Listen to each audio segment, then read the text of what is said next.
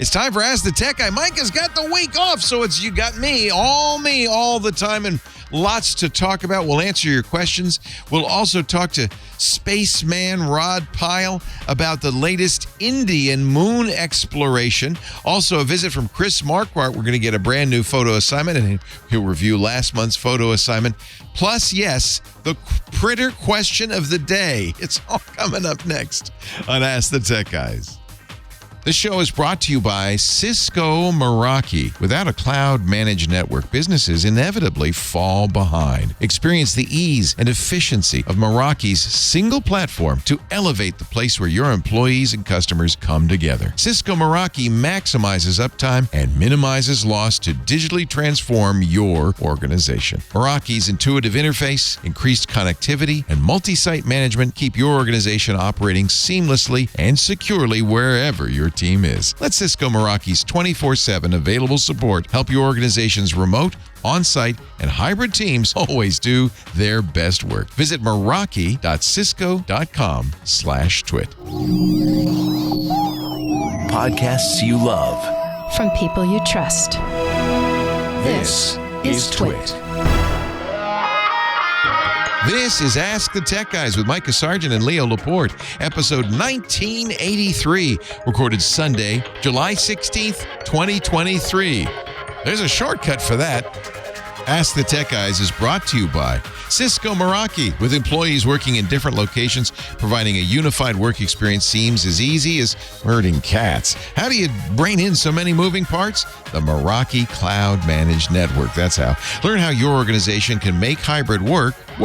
Visit meraki.cisco.com/twit.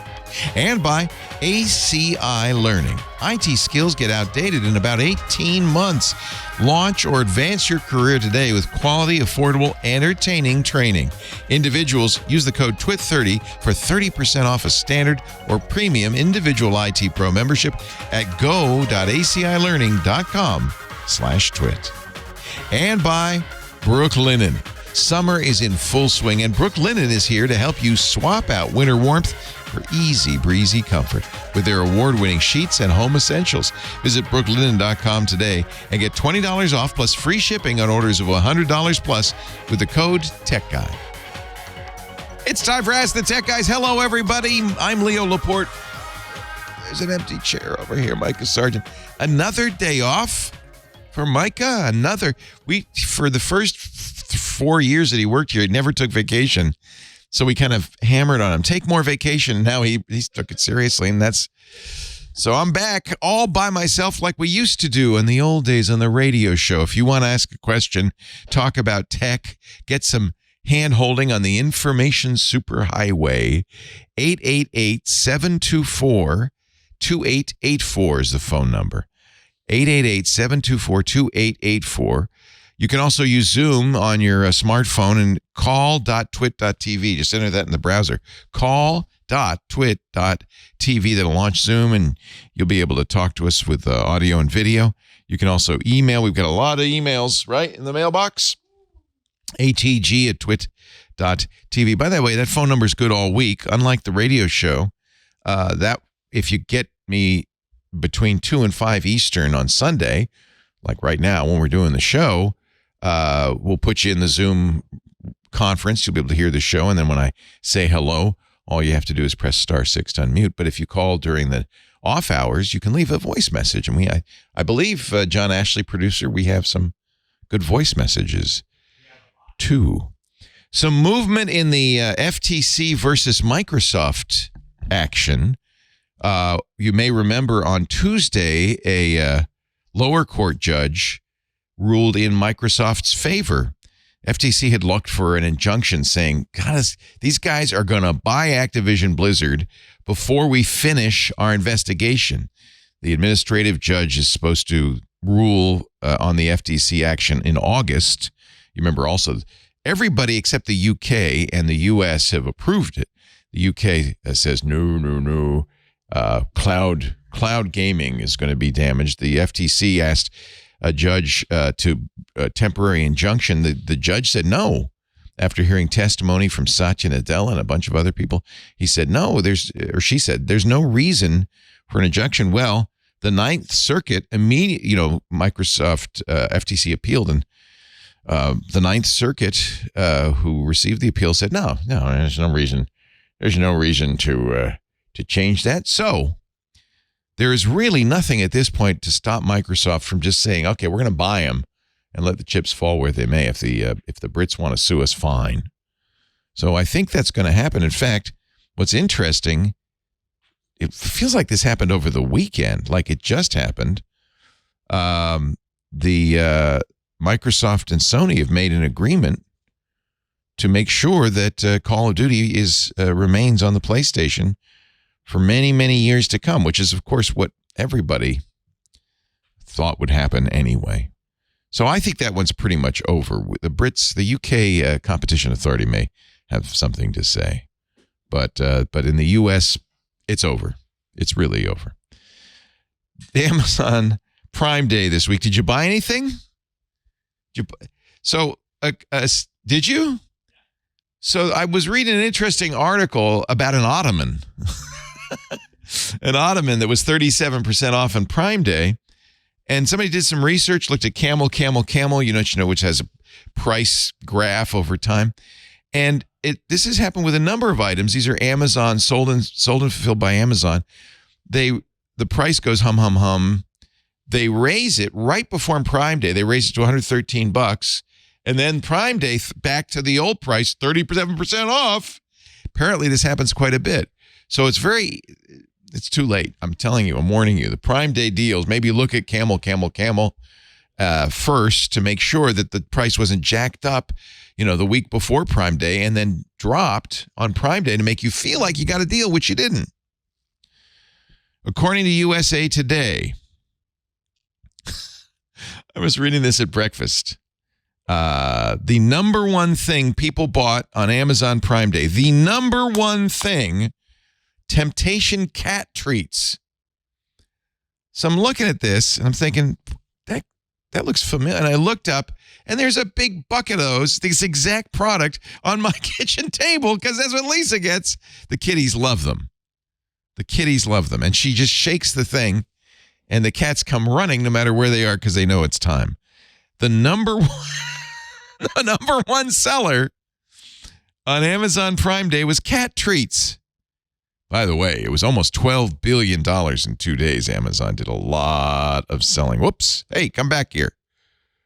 No, I don't want to get my PC ready for the Amazon App Store. What were we talking about? Oh, yeah, here we go.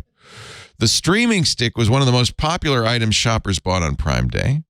Yeah, you figure you'll get a good deal on Amazon crap. Liquid IV packets.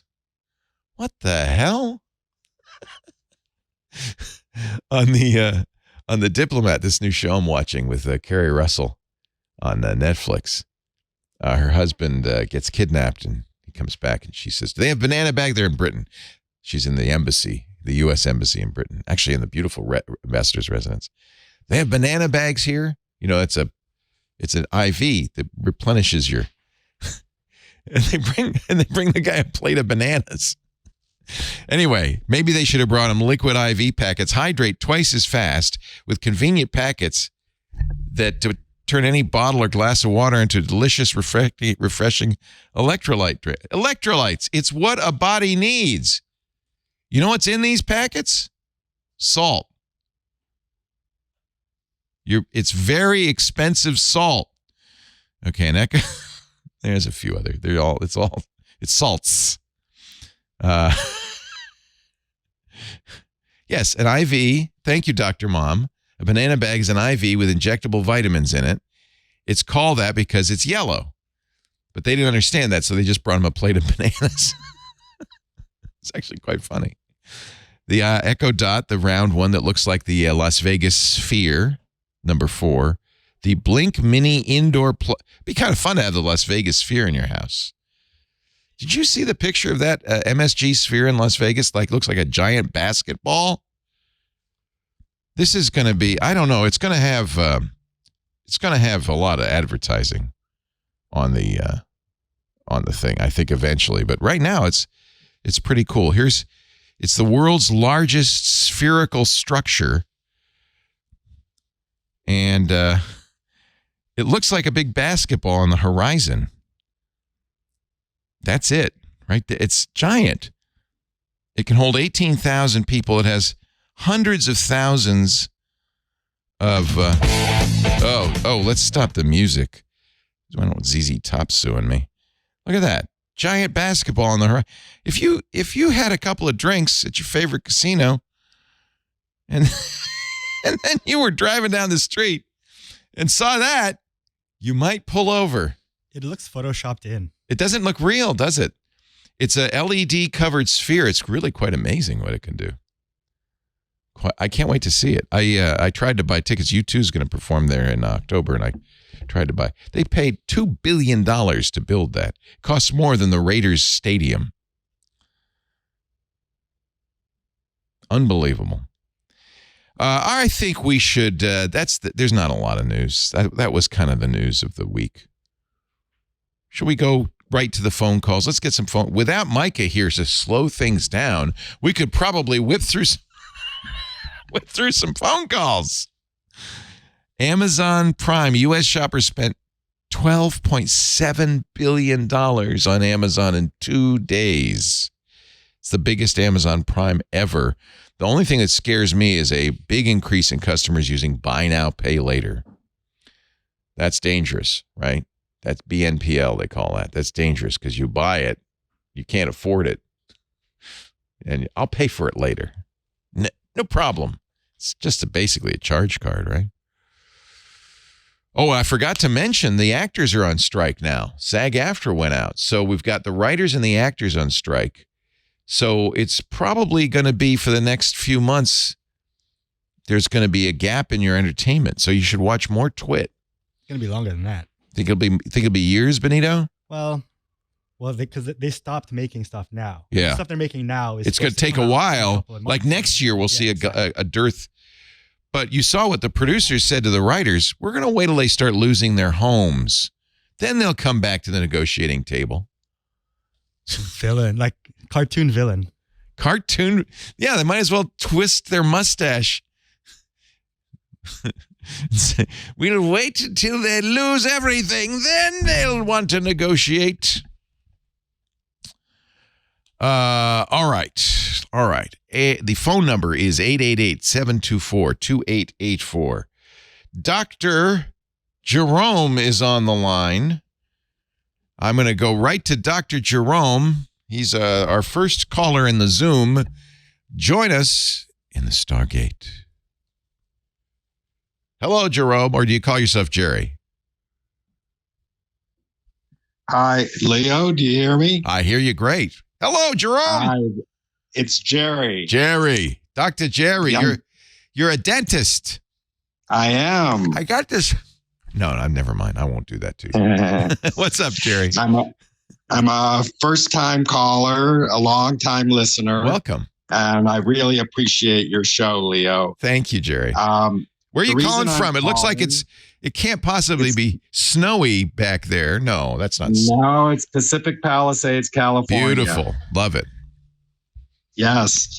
The reason I'm calling is I have an opportunity. I purchased a QLED QN95B a few months ago, and it failed.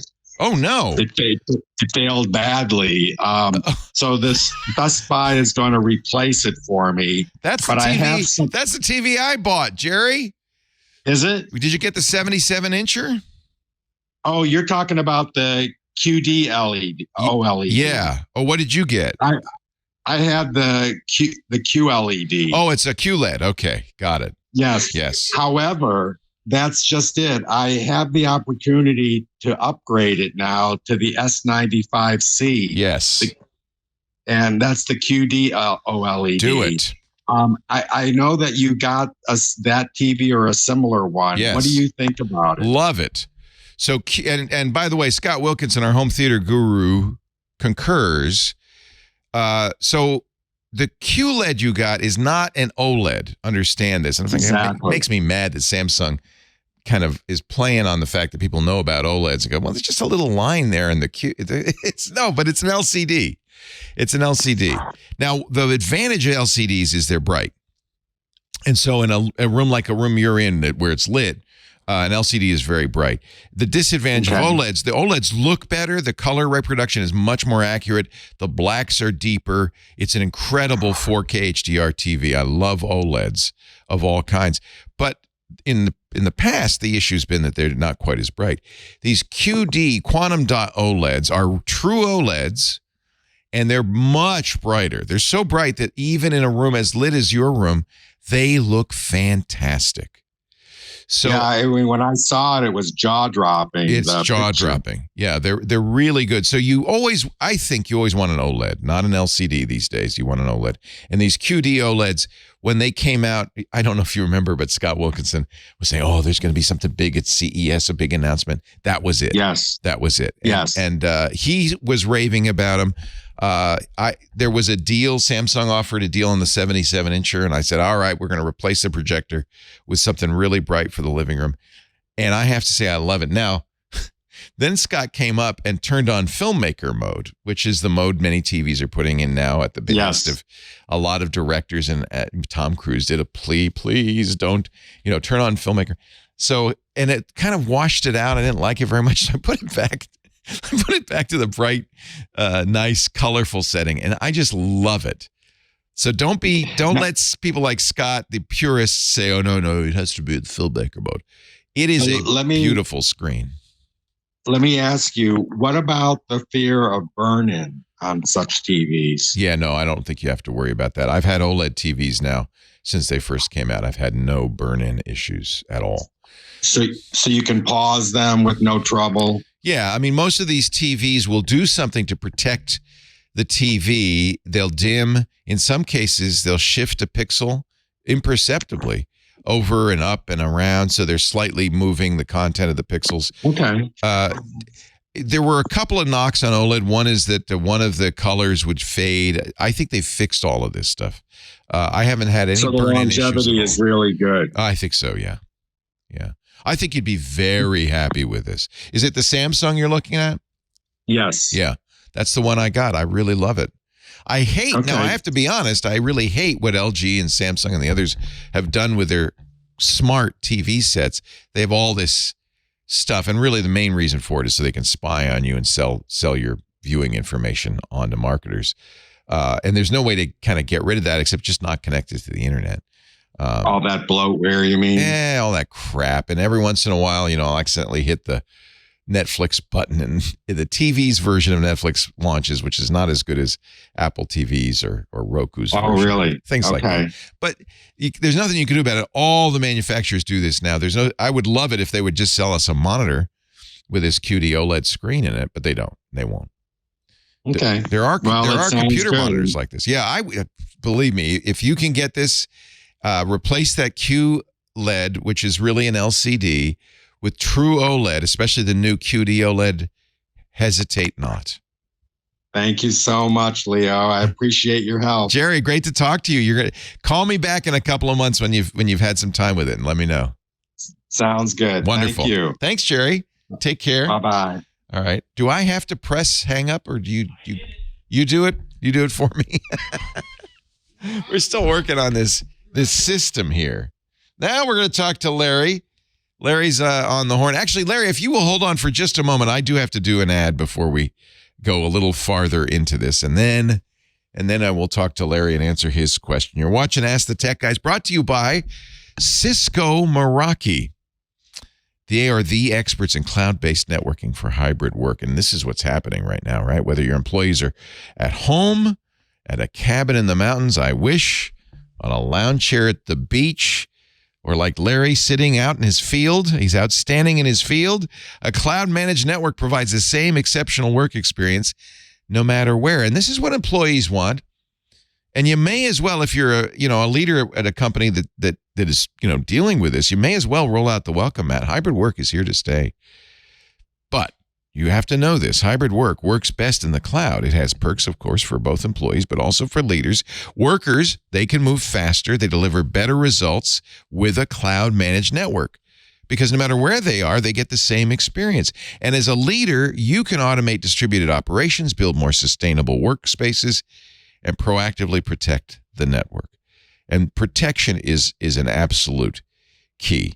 Hybrid work a priority for 78% of C-suite executives. This is, of course, according to a IDG Market Pulse research report conducted for Meraki. Leaders want to drive collaboration forward while staying on top of or boosting productivity and security. They know employees want this, but they also know hybrid work has challenges. The IDG report raises the red flag about security. I know it's in the back of your mind, too.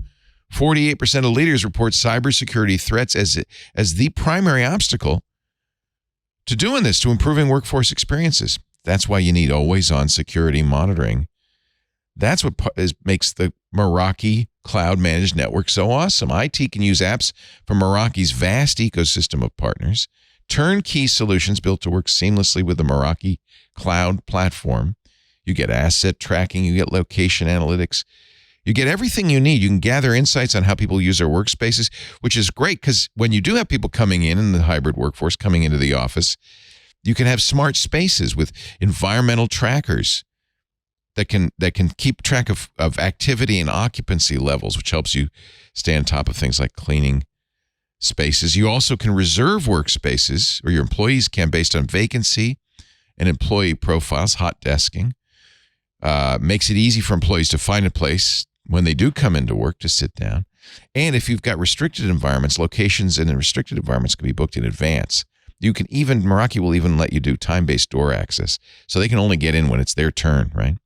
Mobile device management, of course, that's integrated in. Devices and systems allow IT to manage, update, and troubleshoot company-owned devices, no matter where the device is or where the employee is. Turn any space into a place of productivity and empower your organization. You know they want it. You know you got to do it.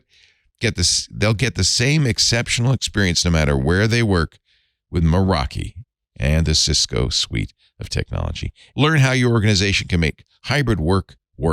Visit meraki.cisco.com/twit. We thank them so much for supporting Ask the Tech Guys.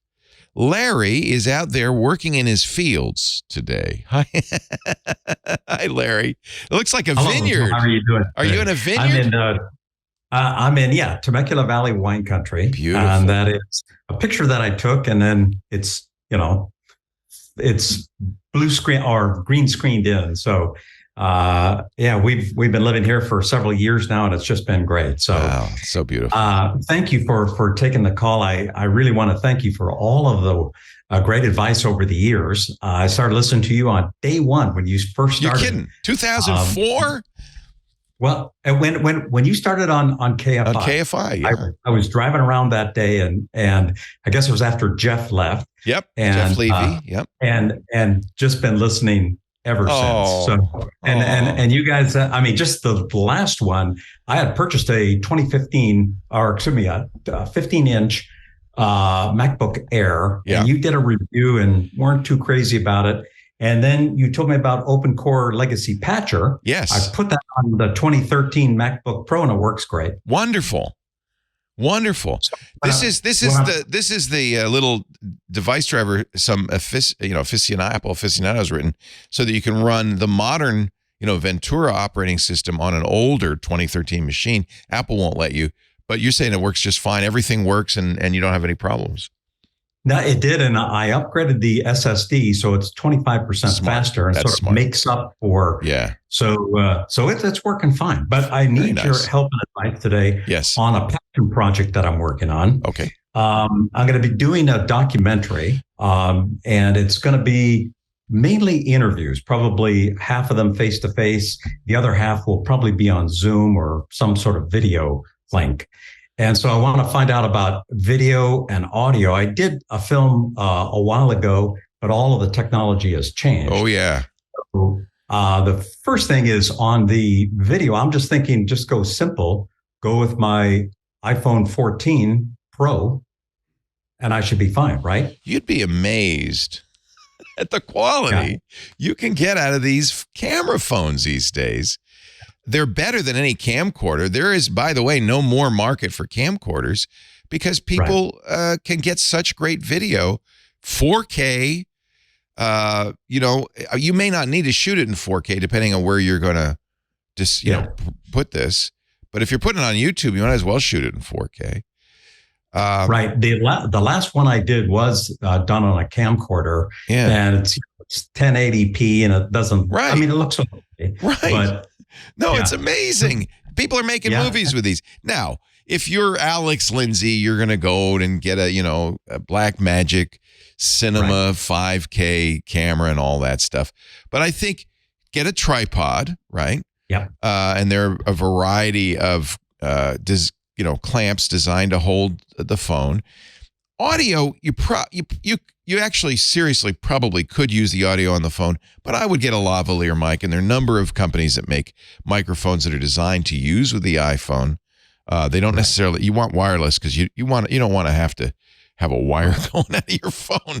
So So I'm looking. I looked at both you guys mentioned the Anchor Work. I looked at that. Yes. And I looked at the Rode Go. Yeah. And I'm pretty impressed with that system. Yeah, I don't have one yet. I haven't reviewed it, but I have been very impressed with the Wireless Go. And it does.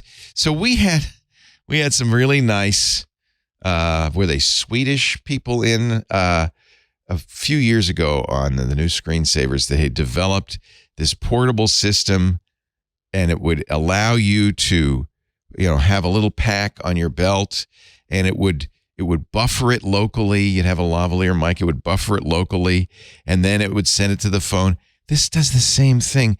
I hope that they sold their technology to Rode, but I have to tell you, and I've been using their microphone for a long time. It works really well. This looks exactly the same. So the idea is you and your subject will wear these, the lavalier mics. You talk. You don't get any hiccups. It's not sending it to the phone via Bluetooth. It's via Bluetooth, which isn't very fast, but it's sending data, not the audio, and it buffers it locally. I think this is a really good idea. Yeah, I'm looking at the 2 version, which comes with 2 mics. Yeah. And you need one for. I don't know. Are you going to be part of the interview, or sometimes people like Errol Morris, they cut themselves out and they just use the subjects. I'm planning 99% of the time to be not there. Yeah. But the Rode 2 Wireless has a feature where you can record one mic on, I think, the left track and the other mic on the right. So it makes it easy. Yeah. I can edit that, and at the end, when I do the final, I can just put the single channel on both channels, right? That's right. Okay. You mix it down as you wish. But the beauty is, if you don't want your voice in it, sit far enough away so that his microphone's not picking you up, and then you'll be able to easily separate the 2 tracks. Now, the caveat is I haven't played with his. I have used Rode equipment before. They make very good equipment. They're very focused on this kind of prosumer market, and I think that they do a good job. So, yes. And should I go with Final Cut Pro, or should I go with iMovie? I think try it in iMovie. The beauty of it is iMovie is much simpler. Will probably do everything you want. And if you needed to, you could easily move those projects over to Final Cut. So if at some point you say, I can't do all the things I need to do. So how is it going to be a full length 2-hour documentary, or what? I think it's going to end up being about an hour or so. Nice. What this is about is, I sort of grew up in the magic world. In 56 years ago, there was a club in Long Beach called the Long Beach Mystics. And that club has produced many, many professional magicians over the years. And I want to do a sort of a documentary where I talk to those folks about, well, why did you get into magic? Why did you stay in magic? And that kind of thing. That's great. But these people went through it. And I was going back through some of my material, and I looked at in 1967, I was on, we produced a magic show, and I was on the same bill with Steve Martin. Wow. Yeah, how cool is that? So I'm hoping to get people like Steve Martin and Neil Patrick Harris and some other people out of the magic world. And the whole idea here is to inspire young kids to get into magic, because I thought it was really a wonderful way to grow up and stay out of trouble and all those kinds of things. And I'm hoping if this thing generates any income, I'm not here to make money, but if I can fund some scholarships of kids to go to Magic Camp, so to speak. What a great idea. Learn about magic and get inspired. So I'm hoping there's, I might do 50 or 60 interviews and then edit that down. Maybe it'll be less than an hour. Yeah. But the one I did for my wife several years ago, I shot 20 hours of film and I used 19 minutes. So editing's the key thing. I think. It is. It's absolutely the key thing. Send me an email and I'll send it along to Steve if you don't have a way to connect to him. So there's pros and cons. The pro is you're coming in with a really lightweight rig. It's simple. It's easy. It's very non-threatening, right? So people who aren't used to being interviewed, they're going to go, oh yeah, this is easy. The con, we used to go out and shoot stuff with these big, heavy Betacam SP cameras when a little camera or even a phone, even in those days, would have been fine. I asked the guys, why do you break your back with this 60-pound camera? Because it looks professional. There is also this kind of thing like, well, he's shooting this with an iPhone and a Rode mic. How serious can this be? So that's a completely psychological thing, completely independent of the quality. The quality is going to be fine. But, sometimes it's the right thing because it's lightweight, it's simple, it's not intrusive. And so you can really have a conversation. People forget the camera's there. Sometimes people go, who is this Larry guy? What is he doing? So it really, better your subjects. I think this sounds like a fantastic project. I love this. And I love it that we can, I had a friend who's a professional documentarian, spends 90% of its time raising money. Because it's so, in the old days, it was so expensive and, it's just, and then you have to get distribution.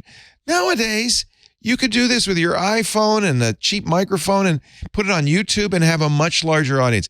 And there's going to be so much stuff documented that would not have been documented before.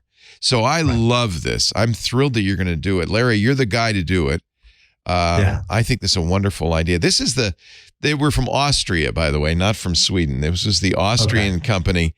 They were former AKG microphone people, and the product was called MIKME, Mic Me. I still have the Mic Me, and I still use it. And I think Rode and Joby and Anchor and a bunch of other companies have basically, stolen the idea. But I think this was a really great idea. I think those Rodes are probably great. It turns out Aunt Pruitt had a review of the Joby Wavo mics, which we have on our Twit site that you might want to take a look at. But the idea is this simple portable microphone is very good quality and is unobtrusive. And the other issue that I discovered in doing that last movie is lighting is super important. Oh yeah, well do it out in your vineyard. Well, back in the day when I did it, I would go into a different city. I would go over to a photography studio, rent the lights and so on. I think now I can just use like a portable LED type setup, right? Probably can. I mean, the best is still outdoors. If you can get them to sit outdoors on their patio or, if they've got a vineyard behind them, that's going to always be the best. But you're right. It's funny. I think people, when they're making video, think that the picture is the most important thing. And it is important, but audio, lighting, those things are very important too. You can't forget that. So I agree with you. You got to consider your lighting. Nowadays, because there's so many influencers out there, Elgato is a very good source for portable lights that you can bring with you. They're relatively inexpensive and they're very bright. They do a good job. So look at the Elgato lights. A lot of people use those. And then one last thing. I expect that half of these interviews will be done via Zoom or something. How do I capture? How do I edit that? That's fine. Zoom will record that for you. And then you'll get a standard video that you just edit like anything else. So yeah, and I can zoom in on let's say. Can I do that? Wouldn't it be funny if you couldn't zoom on Zoom? No, you can't. But, so you're going to have the picture, record it in the highest quality you can. But remember, when you zoom in, it's going to get a little more pixelated. You probably cannot zoom a whole lot, especially because your subjects are going to be using junky laptop cameras for the most part, right? So they're going to be sending, even if it is 1080p, it's not going to be great 1080p. So very often... the image we get. What are you on right now? I'm on a 2019 Intel MacBook Pro. Looks very good. Yeah, Apple does pretty good jobs on their MacBooks. They have, Yeah, I still don't think it's 1080. No, it's not. I think they just went to 1080. Yeah. Apple's not the best. Let's put it that way. I still use a standalone camera almost always.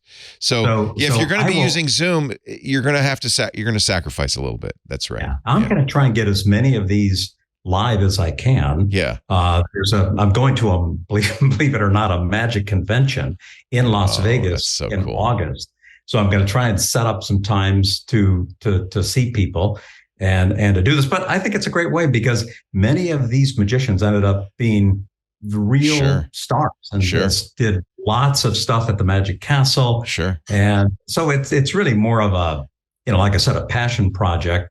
I love it. People that kind of, because Leo, back in the day, we didn't get in trouble. We didn't do drugs and stuff like that. We were just nerds. Kids. Yeah. The Magic nerds. And this club, it was really cool because there was no adult supervision. Wow. It was just a bunch of teenagers. When I was on this stage with Steve, I was 17. He was 22. Wow. And full auditorium in Long Beach with 250 people. I don't know if you stayed in touch, but if you haven't, I'd love to connect you. I'm sure he'd love to hear from you. Yeah, I would love it. I just recently went back and looked at his book, the one you mentioned last week. Such a good book, isn't it? And he talks about the early days. Yeah. Yeah. There was something about doing magic. I think of Johnny Carson, Steve Martin, Orson Welles. These amateur magicians, you have to learn how to command an audience. It's very good training, I think, for a performer. I ended up in my career working in corporate, doing training gigs and leadership development training and so on. And all of that work that I did as a performer really helped in doing large speeches and facilitating groups and so on. It was great. And I'm hoping that I can inspire a couple of kids who might go off on a little different direction to say, hey, this magic thing is pretty cool. Let's bring back magic. Do people, there's Chris Angel, some of these hip magicians, I suppose, are inspiring people. But I think a lot of people, Penn and Teller are pretty amazing, but I think a lot of people think about David Copperfield and stuff and say, that's an old hat. That's old fashioned. Let's get some influencers doing magic. Funny is still funny, right? In other words, I agree. I went back and looked at 2 videos that Steve did, and it's posted up on this site. And they're probably shot, again, 50 years ago. Wow. They're still funny. They're funny. Yeah. He was, obviously, he was a great, he is a so great I will send you a quick email. Please do. And I'll attach that bill from that show. That would be great, because then I could send that along. Leo@leoville.com. Okay. Yeah, I will send it along. I can't make any promises, but I would be glad to send it along for you. Okay. Well, Leo, thank you so much, Larry, for all the years that so many things I've learned from you and passed on to others, but I always give you credit. Well, you don't have to give me credit. My son does that too. He says, when I win an award, he's an internet chef, right? And he's doing a lot of great stuff. He says, when I win an award, I'm going to thank you. I said, you don't have to thank me. You're doing this all on your own. Larry, a great pleasure talking to you. Thank you. Great talking. And I can't wait to see the documentary. Really look forward to it. Take care now. Do it now. Okay. Take care. Okay. Bye-bye. Coming up in just a little bit, we are going to talk to the spaceman, Rod Pyle. Also, a little later on in the show, Chris Marquardt will be joining us. But my producer, John Ashley, says, take a call. How do I know which is a call? When I see a phone number, that's a call, right? I see a cell phone, that's a call. Which one do you want me to do? Call? The one that says Paul. Not call, Paul. And there it is. I see it. Paul, welcome. Press *6 to unmute. Hello, Paul. It's a phone call. I don't know why I'm doing this. We won't be able to see him in our Stargate. Hi, Paul. Welcome. Yeah, this is Paul from Louisville, Kentucky. Louisville. Yeah, Louisville, right? That's how you say it. Louisville. It should be Louisville because we're named after King Louis. King Louis. That's right. Yeah. Love Louisville. Yeah. What's up, Paul? Yeah. Anyway, before I get to a couple security questions, I want to make a comical comment on the man who called in last week about Wordle. His wife had like 500 in a row. Yeah, his And wife was like 2 years straight or something. Yeah. Yeah. Well, let me just, I've been playing that for about a year, and my highest, and I discovered that I was not on the hard setting, my highest is 136. Wait a minute. That's not the same Wordle. There's no. Oh, your highest streak, but Wordle doesn't have a hard setting, does it now? Oh, they've added that. Yeah, oh. it does. Oh, they didn't. They didn't used to. Oh, all right. Right. I just recently discovered that. If you go into the settings, I don't want it any harder. What it does. Wow. Yeah. Okay, so you've got 136 in a row. That's pretty good. All right. Well, anyway, the reason I thought it was kind of funny was that I'm sure you're aware of it, but there's what I like to call the rhyming wall. Meaning that, for example, if you have the word bound, B-O-U-N-D, yeah, and you have the last four letters, O-U-N-D, O-U-N-D, there are like 7 other. I got that the other day. I had. You're bound to, somewhere along the line, you're bound to not get that because it's based on luck. So I just can't see. There's too many. I know, it drives me nuts. Yeah. My wife says, well, I start with the most common word. And I said, I don't think that helps. I think it's random. I don't think they're choosing the best known word. I had that happen the other day. It was terrible. I started with the first letter, and then I'll go through all of them, and then I miss it because I didn't, there were too many of rhyming words. But I call it the rhyming wall. I like that. I've been there, done that, and I don't like it. By the way, I'm now, my John Slanina is telling me the hard mode, and I see this switch is, any revealed hints must be used in subsequent guesses. Well, I always play that way anyway. I that's the normal way to play, right? Well, here's the way I would do, before I discovered that. What I would do is that if I were stuck, I would sacrifice a letter.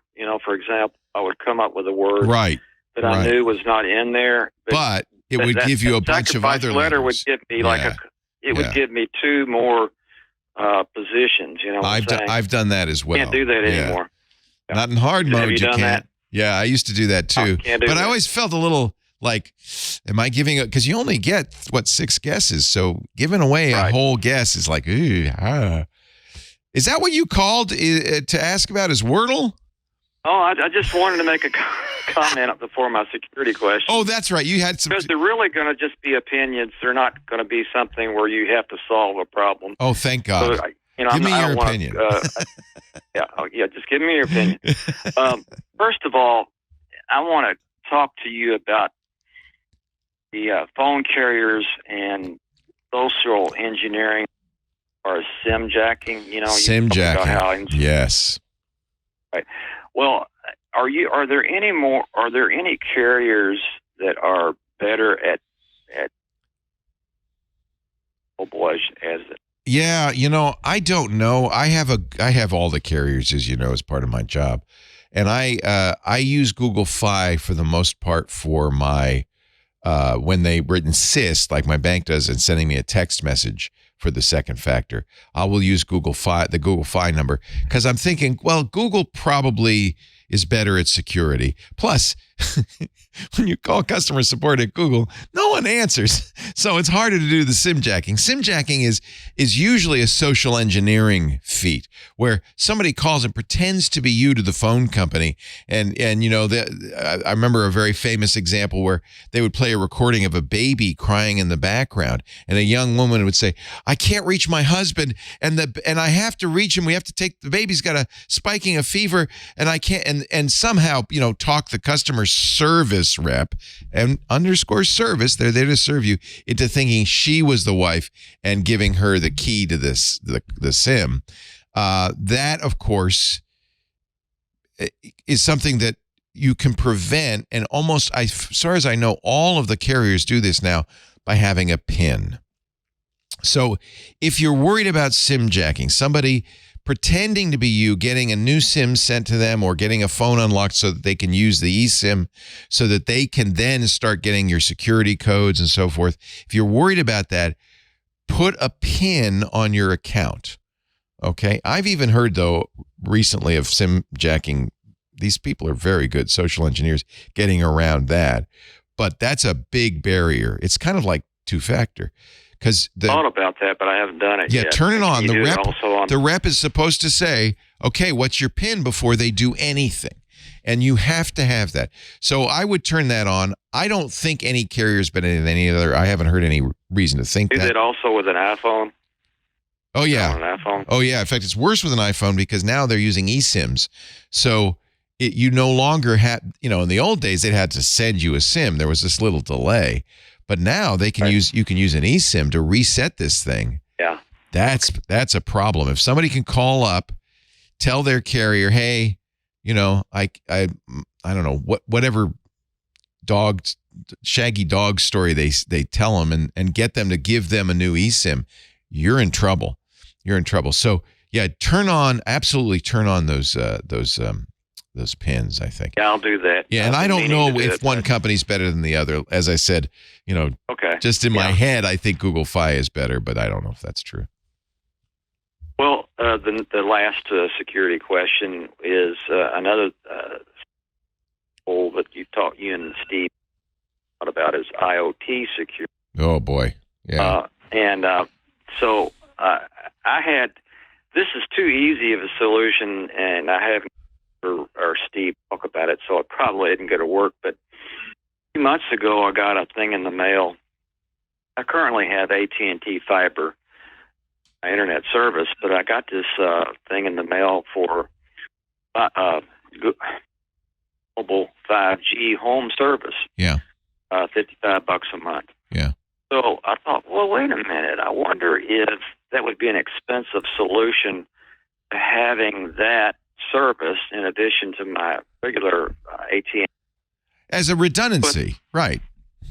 And put the cameras and things, the IoT devices, on the T-Mobile. What do you think about that? It's expensive. It's an additional $55 a month, but that's not a bad idea. You have two separate networks. You need two separate routers. Although, wait a minute. Now, let me think about that. That T-Mobile and Verizon does this too. Residential thing is a Wi-Fi device, right? So you just have them be on that. Yeah, that's a very good idea. If you don't mind spending $55 a month, they're completely separated. I thought about that. I don't know if I want to do that. I've thought about maybe calling them and asking about that, but I have the Verizon one, which is $25 if you're already a Verizon subscriber. And I was very impressed by it. If you're close enough to the 5G tower, speed is good and consistent, which was worrying me a little bit. $25 might be worth it, but $55, I don't know. I tell you, they're not going to anyway near. Not your fiber, no.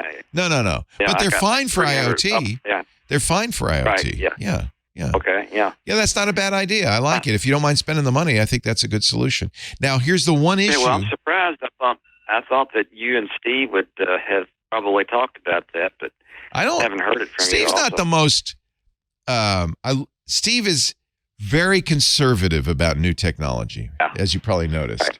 And so he's not gonna jump on the 5G residential bandwagon anytime soon. Me, that's my job, right? I'm the early adopter. I try all this stuff because I want to be able to talk about it to you. So my experience with it was very good. I think this is a good idea if you don't mind spending the money. Now I have to say, the one issue with Steve's 3-dumb router method, with a VLAN, certainly with this is there are some devices, not all, but some devices that you have to be on the same network as the device to control it. So, for instance, if I want to control, I think maybe my Amazon devices, right? And I think they think of this as security. I have 2 VLANs in my house. I have Mothra, which is the secure VLAN for computers, for phones. And I have Godzilla, which is the separate, walled off network for IoT devices. But if I want to control my, do my settings on my Echo or whatever, I have to actually join Godzilla. So you would have that potentially that problem that, I've got to switch over to the T-Mobile network now to do things like play music or whatever. Not all of them. So you have to understand how this works. In some cases, the device wants to talk directly over the same LAN to the IoT device, your phone or your computer to the IoT device. In some cases, it goes out to a server and then back down. In those cases, you don't have to worry about it. But in a case where you need to talk directly, you're going to have to, switch networks, basically. I found out I ended up putting most of our printers on Mothra, on the secure network, because I couldn't print. And I had to explain every time to Lisa, you have to change to Godzilla if you want to print. That didn't work so well. So that's something to be aware of. We've just got a couple of minutes till Rod Pyle joins us, our spaceman. Scooter X did send me an interesting news story. The FCC has announced a privacy task force with rules to protect SIM jacking. I have to say, I'm really pleased with the new chairperson, Jessica Rosenworcel of the FCC. She's very computer savvy and internet. She's young, right? So she's not a fuddy-duddy. It still has to be adopted by a full vote of the commission, but the idea is to protect consumers from SIM swapping and port out fraud. It doesn't, this press release is nice, but it doesn't really explain how they're going to do that. The task force coordinates across the agency on rulemaking enforcement. Yeah, Scooter X, did you read this? I can't figure out what they're proposing. The proposed report and order would revise the FCC's Consumer Proprietary Network Information, CPNI, and local number portability rules to require wireless providers to adopt secure methods of authenticating a customer before redirecting a phone number to a new device or provider. It sounds like they're going to say, they have to have a PIN or something like that. It would also require wireless providers to immediately notify, this is good, customers when a SIM change or port out request is made on your account. So at least you'd get a notice, hey, your wife just called with a baby crying in the background. We've switched your phone to her. Is that okay? And you could say, no. So I'm glad the FCC is getting involved. It's weird that they weren't. It's weird that they didn't have rules on this. But now they at least are thinking about it. They haven't yet voted yes. And the argument against it, of course, it's a burden on the poor carriers who are just struggling by, these small companies at Verizon and T-Mobile and AT&T just barely making it. And so really, we have to do pins? Really? All right. Rod Pyle coming up in just a little bit. Our show today brought to you by ACI Learning. I know you know the name IT Pro. We've been talking about IT Pro for a decade, since they started. As part of ACI Learning now, IT Pro has elevated their already highly entertaining, bingeable short format content. The number keeps going up. It used to be 6,800 hours, then it was 7,000 hours. Now it's 7,200 hours of on-demand content to choose from. And it's all fresh. They're making it fresh every day, Monday through Friday, and there's 6 studios. Every day, new episodes are added. ACI Learning provides world-class service, from assisting you in choosing what learning path suits you best, all the way through helping you find the right career opportunity. You can fortify your expertise with access to self-paced IT training videos, interactive practice labs, certification practice tests. One of IT Pro ACI Learning's learners, Felipe B, tells us, Wes, he was talking about one of the great edutainers there, Wes. Wes is an awesome instructor. Passed my 220-1101 on July 4th on the first try. Congratulations, Felipe. I come from a PR background, so not much knowledge in IT, but I love it so far. So many people are switching careers into IT. This is a great career to be in.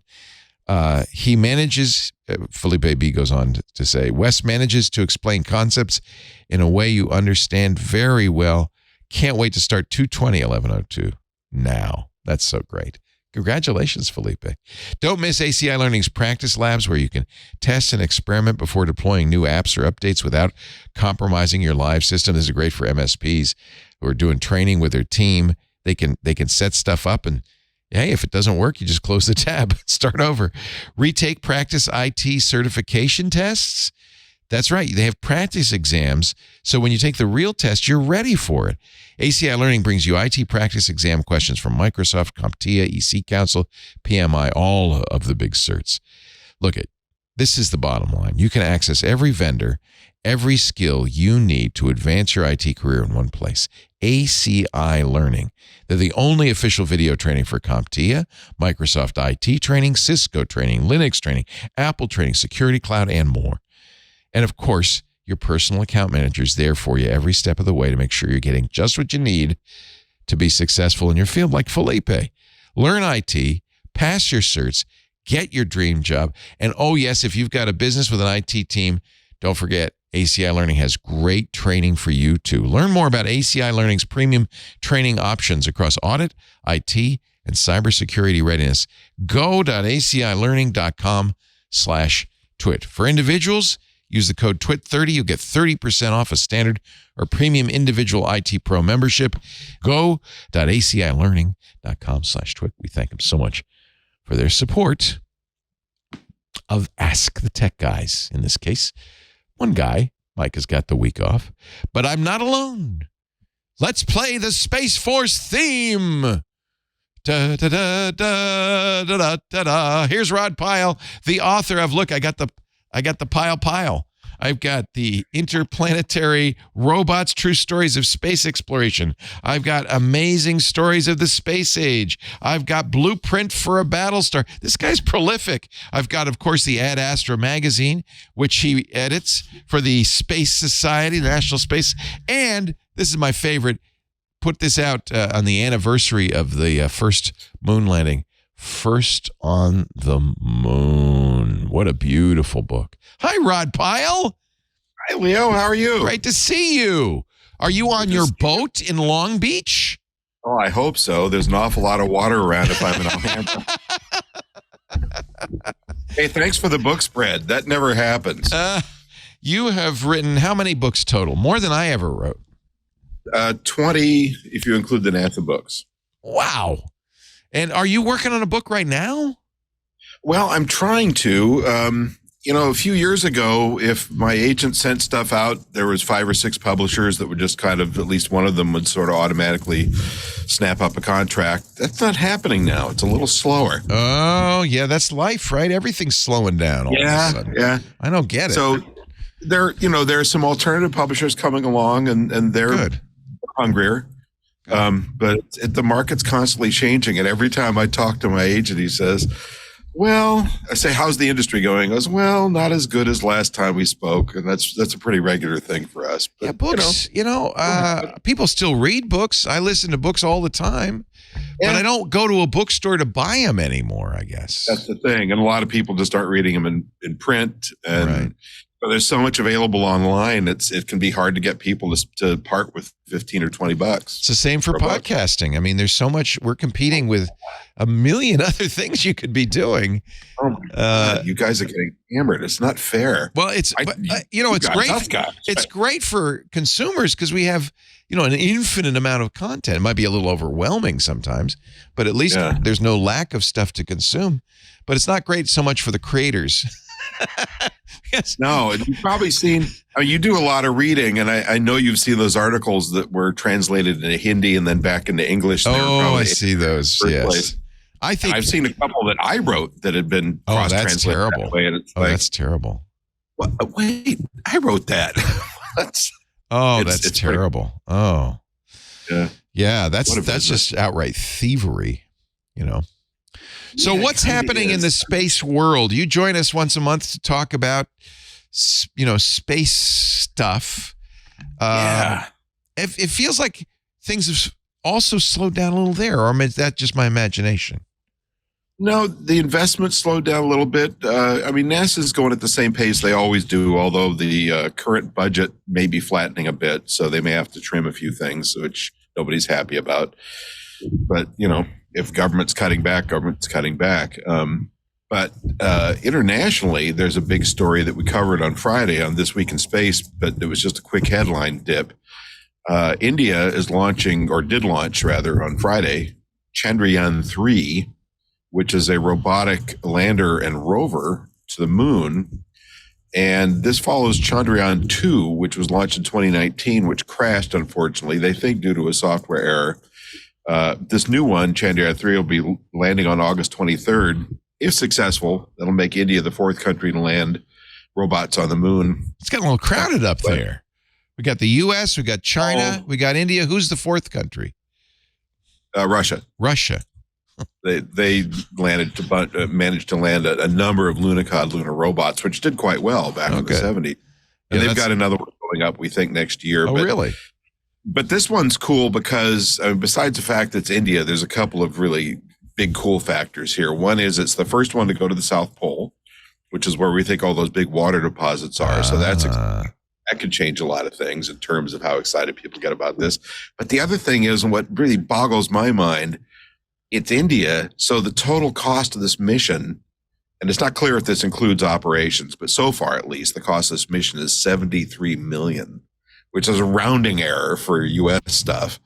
A little more than a rounding error. I mean, if the U.S. did this, it would probably be 500 to 800 million.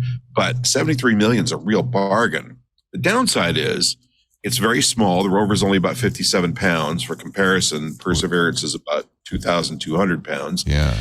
And it's only going to last about 2 weeks, the lunar day. So it's landing early in the 2-week lunar day. And we'll rove around for 2 weeks and sniff rocks and look for water deposits and, do some prospecting so we'll know what's up there. And I apologize, there's a helicopter going overhead. Oh, that's all right. I can hear you. Here they come. They're coming for you, Rod. Hey, there's a bunch of black Suburbans pulling up on the dock. If 6 Navy SEALs come down ropes, well, it was nice knowing you, and we'll see you next time. They just swim over and climb over the transom. So, yeah, it's affordable. That's a great thing about the Indian program, and China, too, to an extent. They can afford to do more with the same amount of money than we can because, the pay scale's there and so forth. And also, interestingly, India has a really, really high percentage of women working on their space program, something over 50%. And I think it's cooperative, not competitive, right? I mean, scientists share what they learn with everybody else, right? They don't keep it to themselves. Russia might. But, well, it depends on who you talk to. If you talk to the scientists, they say, we're into sharing.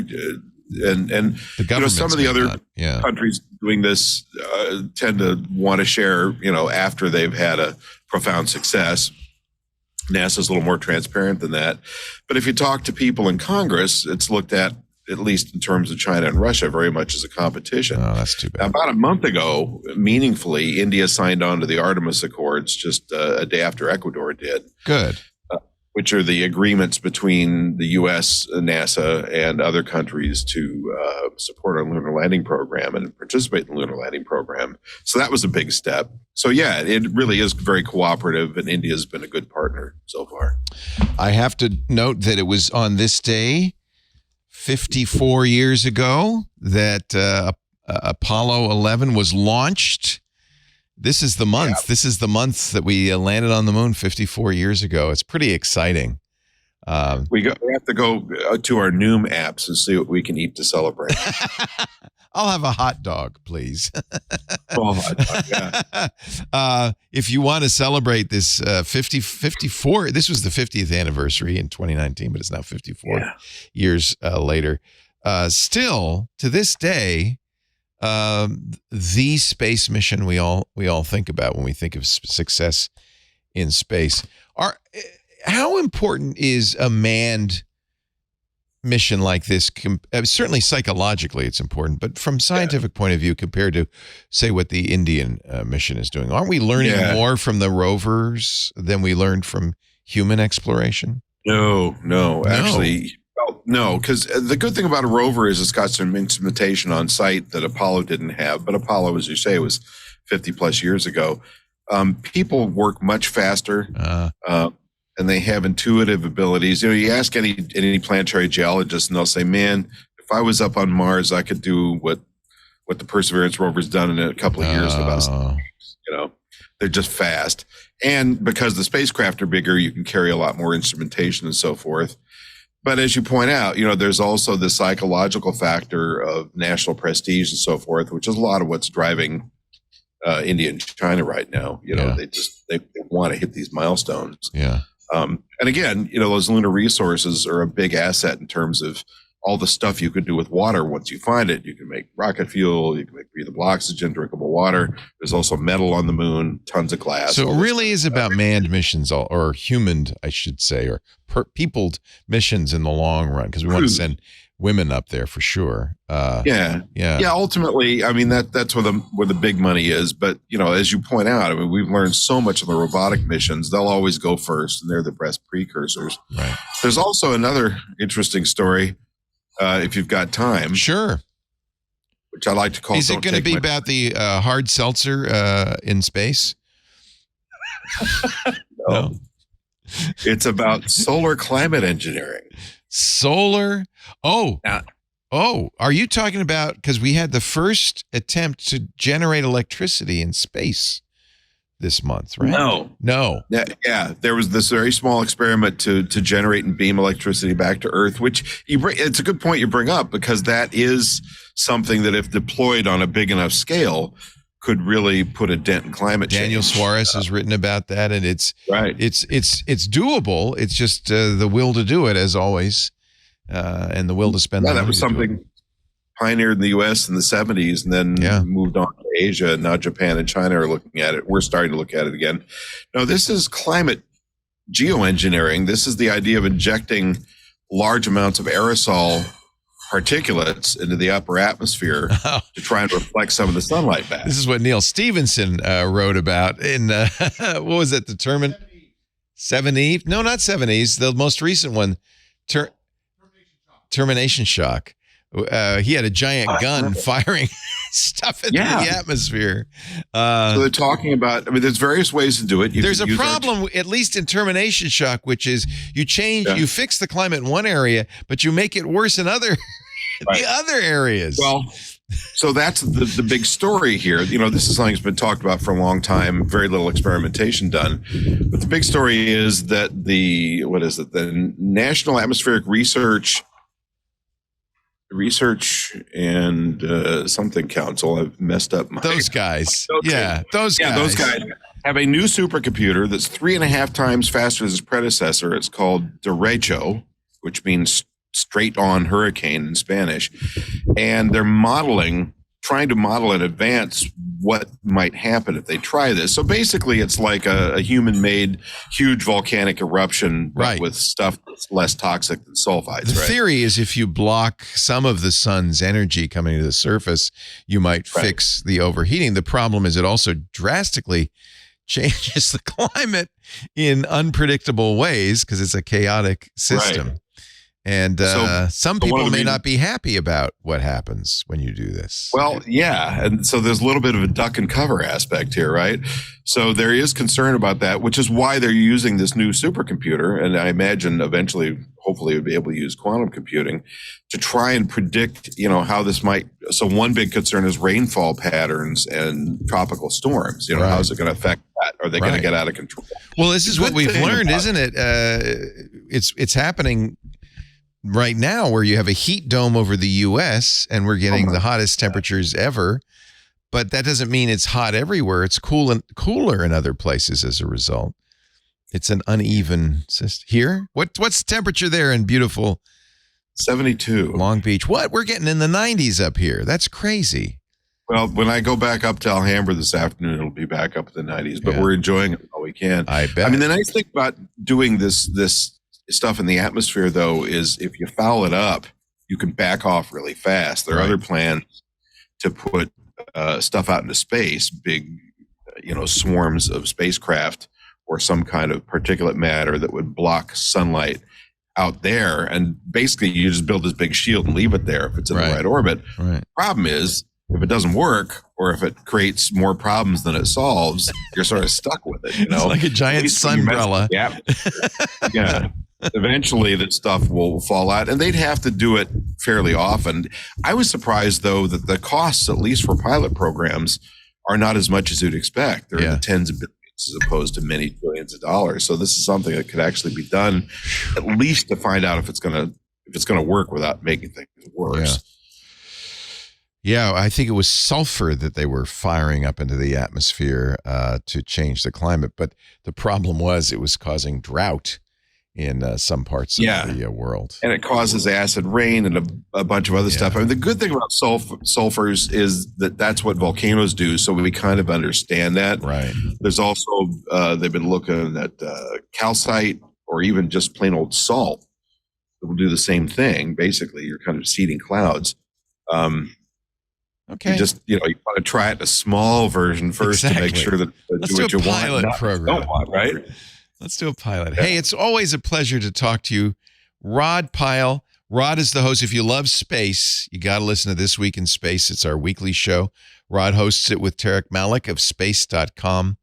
And what I love lately is you've been having a lot of great guests on, and it really is fun to hear different voices talking about different aspects of space exploration. It is an exciting time. We're having a blast doing it. Good. So thanks to you guys. Well, and it's one of our fastest growing shows, so good job on your part too. This Week in Space is at twit.tv/twists. There's a YouTube channel dedicated to it. Just search for This Week in Space, and of course, you can always. And I have lots of cool sunglasses. Do you?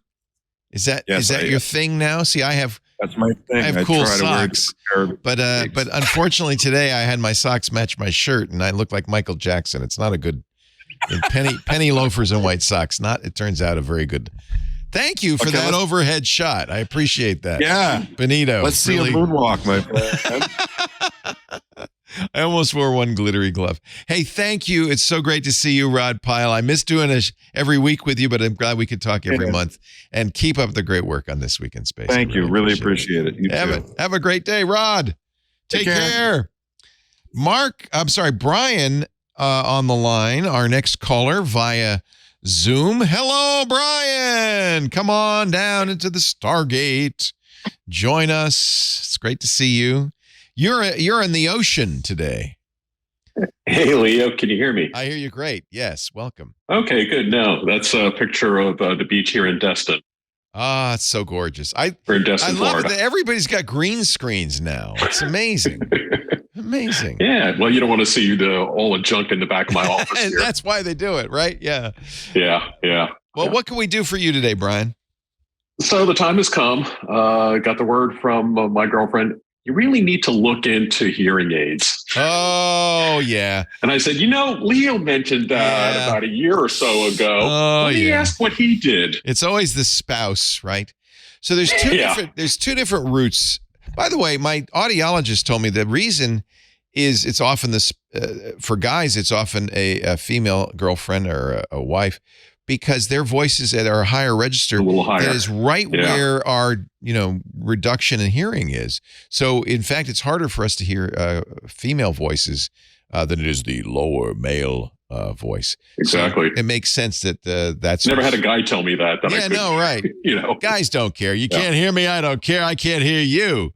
So there's two paths these days now, and this is the good news. Because the FDA approved, and it took them many years. Actually, Congress approved. It took the FDA many years to get around to approving it. Over-the-counter hearing aids. So on the one hand, you have the very expensive audiologist-supported hearing aids from companies like Starkey and Resound and Audicon. There are many companies. A ton of them. Yeah. So. And I, it's interesting. Adam Curry has been very strongly outspoken against over-the-counter hearing aids. He says, and he's not wrong, there's a huge benefit to going to an audiologist. They test your hearing. They can give you a lot of advice about what's going on. And then they will sell you $6,000 hearing aids that are not covered by insurance or Medicare or anything. And that's infuriating, and it's really out of reach for most people. Those hearing aids, I've worn both Starkey and Resounds. I think right now Starkey has probably the cutting edge, but they're not nearly as cutting edge as what Silicon Valley has started to come up with. So these over-the-counter hearing aids, it is said, are fine for people with low to moderate hearing loss. If you have severe, profound hearing loss, obviously you've got to go to an audiologist and get a consultation. But for most of us, because we're aging, we lose the high frequencies, and an over-the-counter hearing aid can and often handle that very well. I have not tried the over-the-counter hearing aids. I really don't wear my hearing aids very often. By the way, this is another problem. My audiologist says if you don't, you gotta wear them, dude. You don't use them. Yeah, but it's not uncommon. And it's partly because there is a stigma associated with wearing hearing aids. Although modern hearing aids, the battery and the electronics are behind the ear, and there's just a tiny filament going into the ear. You'd really have to look to see them, especially if you have short hair. But if your hair is even a little bit longer, it pretty much hides that. But I do think the stigma is going away because so many people now wear headphones and Apple AirPods and stuff in their ears. It's less of a stigma than it used to be. But that is the thinking behind these over-the-counter hearing aids, is that, well, maybe people just think you're wearing earbuds. In fact, Apple has moved farther and farther in the direction of really providing hearing support. There's a good article by Kevin Toffel on Stacey Higginbotham's site, Stacey on IoT, about using Apple's AirPods Pro specifically as, I don't want to say hearing aids, but hearing support. Now, you have to keep them in, and the battery life isn't as good, so you might need to buy a couple of sets so you can swap them out, things like that. But the idea is Apple's starting to offer a few features that are really interesting. Transparency, but it's adaptive. This is going to be a new feature of iOS 17 where it notices where you are with the noise. If there's a jackhammer, it'll give you better noise protection. But if somebody's speaking to you, it'll actually boost that voice. And as you turn towards that person, which you tend to do when somebody's speaking to you, it will say, okay, we're going to amplify this direction and this voice. And they can actually work to some degree to mitigate hearing loss. Read Kevin's. I don't know if you had the problem I do is I go to a party and there's a bunch of conversations going on in a room, and I can hear the one across the room beautifully, but the guy next to me, I have trouble hearing. So that's exactly what any hearing aid should do, and Apple's very much doing this, is tuning out the background noise and focusing it. Starkey's, Resounds, and others have settings, like a party mode setting, designed for this. Restaurants are a big one too. Most restaurants are way too loud, and you hear all this background noise and you can't hear your partner as you're having dinner. So most of them will have some form of noise reduction and a directional feature. So this is all designed to help. But here's the thing that I learned. One of the reasons I got hearing aids is so that we could talk about this. I knew the over-the-counter was coming, and I knew people would want to know. One of the things that happens with hearing aids is I expect, for instance, to hear everything better.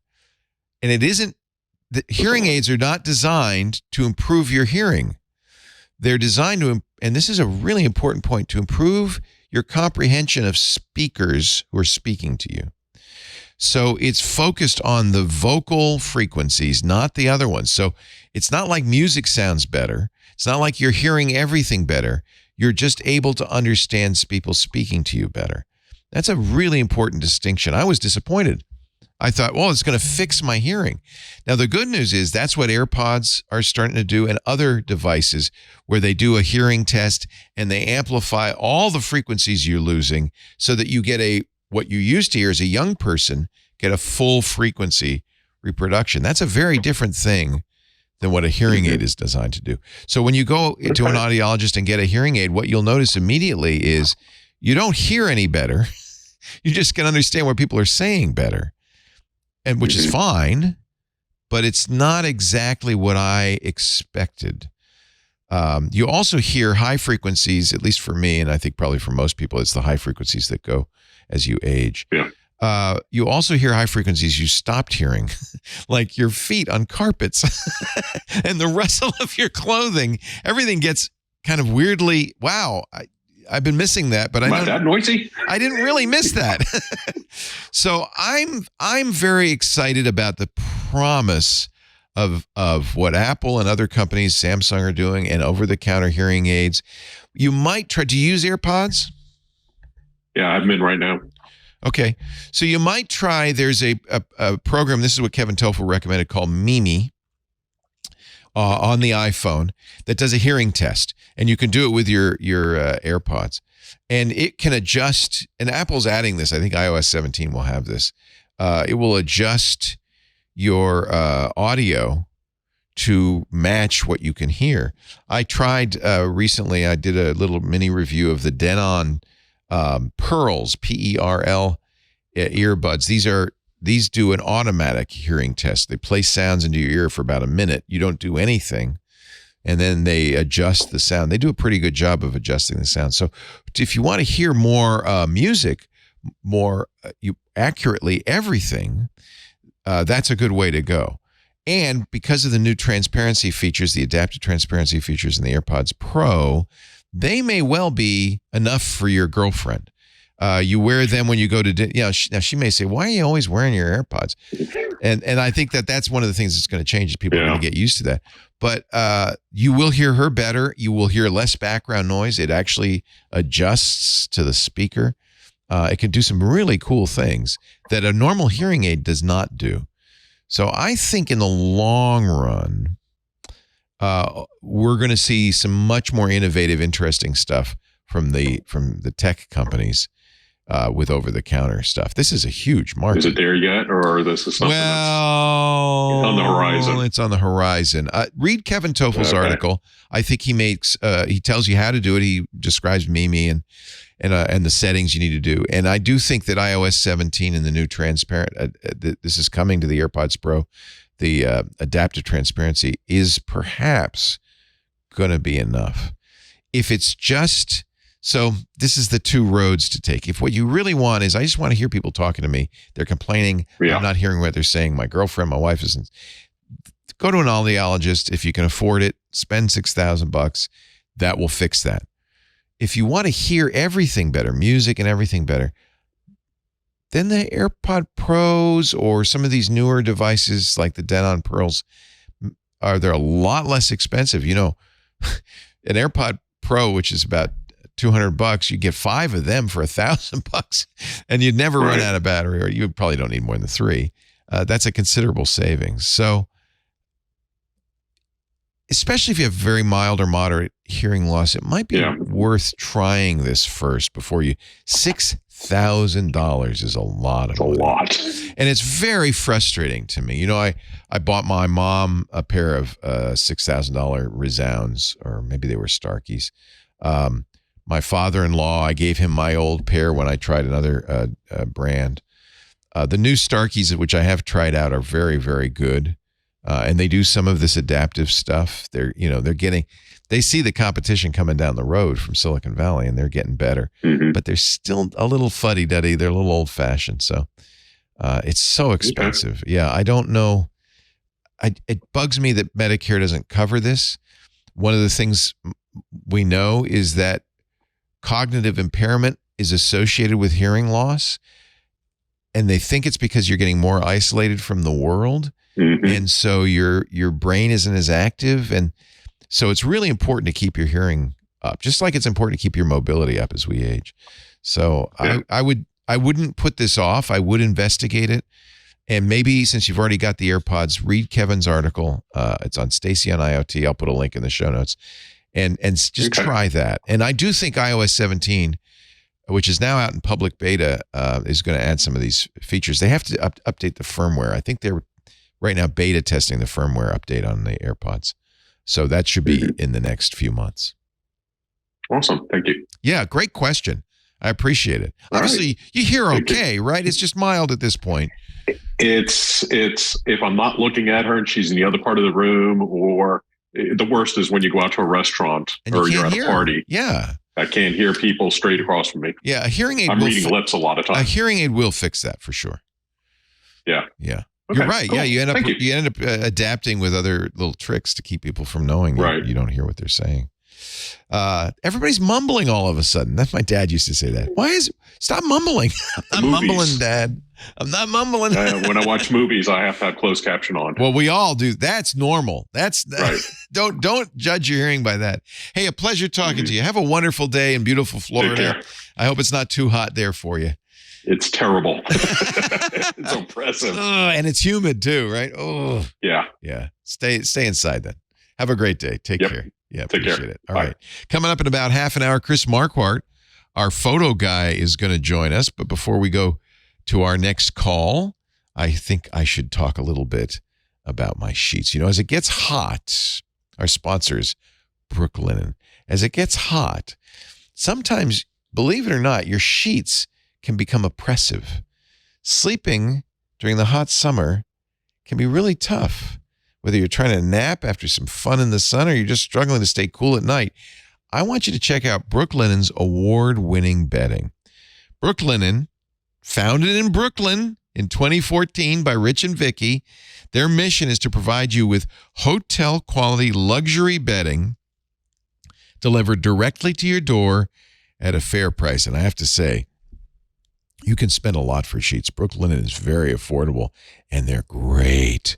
Brooklinen has everything you need to live your most comfortable life. Easily upgrade your home with quality products and curated designs that leave your guests swooning.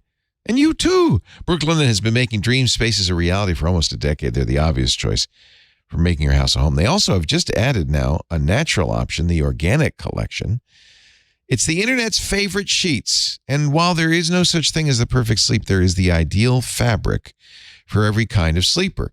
This hot summer weather getting to you cool off with their crisp, classic percale weave. This is what Micah got because he said, I sleep hot. And it's a very nice, light, cool sheet. I like a heavier, thicker, crisper sheet. So we got their best-selling buttery smooth Luxe sateen sheets, what I slept on last night, and I love it. Build your own indoor oasis to escape the heat. The options are endless. Do yourself the favor of simplifying your shopping by bundling bed, bath, or both together. We got some great Brooklinen towels, too. You could save time and up to 25% when bundling your new favorite home essentials. We got the sheets. We got the pillowcases. We got the duvet cover. We got the towels. And it was a great deal. Wirecutter and Good Housekeeping both awarded Brooklinen for their outstanding bedding. And they have over 100,000 five-star customer reviews. That tells you something. One reviewer said, I seem to get that wonderful sleeping temperature very quickly and stay there throughout the night versus with my older cotton sheet sets. You don't want sheets that seal you in. You want sheets that breathe. You want sheets made from the highest quality materials. You want Brooklinen. Long staple cotton. Everything they create is built to last. These are really nice sheets at a lot less than you'd pay for other people's stuff. Shop in store or online at brooklinen.com. Right now, give yourself the cooling sleep you deserve this summer. Offer code TECHGUY gets you $20 off your online purchase of $100 or more, plus free shipping. Go to brooklinen.com. That's BROOKLINEN. See, it's a play on Brooklyn. Brooklinen.com. Use the promo code TECHGUY, singular, for $20 off plus free shipping. We thank you so much, Brooklinen, for supporting Ask the Tech Guy. Should we do another phone call?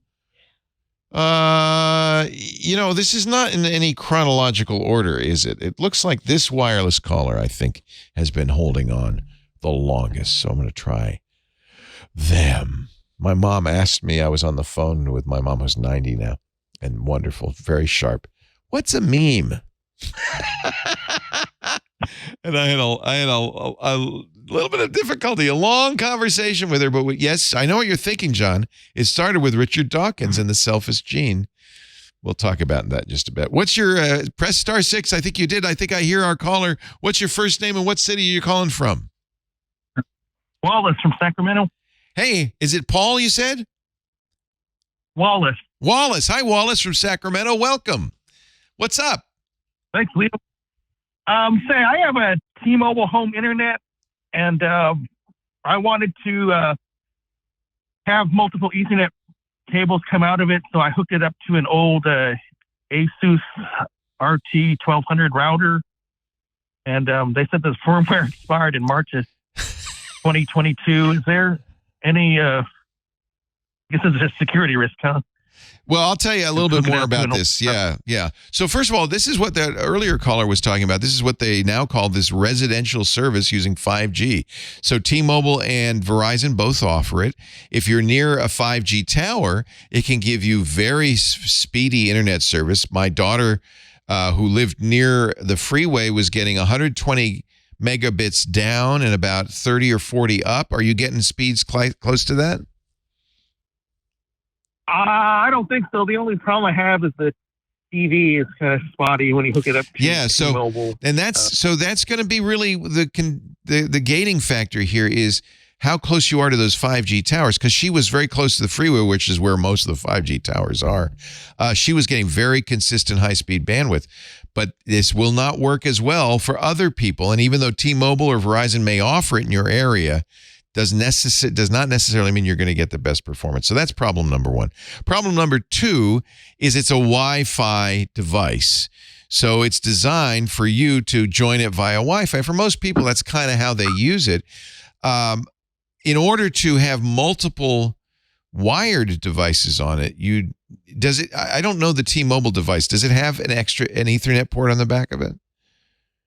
No, it didn't. I took one Ethernet port out of the T-Mobile device and hooked it up to the router. So it does obviously, it doesn't have to connect to anything. It's wireless, but it does have an Ethernet port on it. Yeah, right. Yeah. The one I have. So that's designed for you to put, in most cases, what you would put on that is a switch, not a router. Because remember, the T-Mobile device is also a router. So problem number one with your RT1200 is you got double NAT. You've got both things trying to route. So really what you want is not a router, but a switch. Now, if you can take that RT100 and turn it into a switch, in other words, turn off the Wi-Fi and turn off the DHCP, the network address translation, then it's just a dumb switch. And it doesn't matter if the firmware is out of date, because it's not doing any of the routing. It's not doing any of the protection. The thing that's on the public internet is that T-Mobile device. That's the router, and that's protecting you. So in that case, it doesn't matter if the firmware is out of date. I see. But so are you able to turn it? Are you able to? Excuse me. Are you able to disable the DHCP or routing or that? Can you turn that off? Sometimes they call it bridge mode. If you can put it into bridge. Yeah, I don't know. So there's two things. You may be able to. I doubt it, but excuse me. You may be able to put the T-Mobile into bridge mode, but then the router would be the security device. So you don't want to do that. You want to let the T-Mobile be a router, and then that's protecting you. And that's presumably kept up to date by T-Mobile. And then, if the RT1200 is difficult to get working, get an inexpensive switch, a TP-Link or whatever, connect that to the T-Mobile, and then you'll have as many ports as you buy. You can have 4 ports, 12 ports, 25 ports, 35 ports, whatever you need. And you don't you about security because the T-Mobile's doing all the work. You really, that Asus, you don't want it to do routing. You don't want it to do anything. You want it to be dumb. Okay, so turn off the Wi-Fi. Turn off the Wi-Fi radios. I know you can do that, and turn off DHCP. Turn off routing.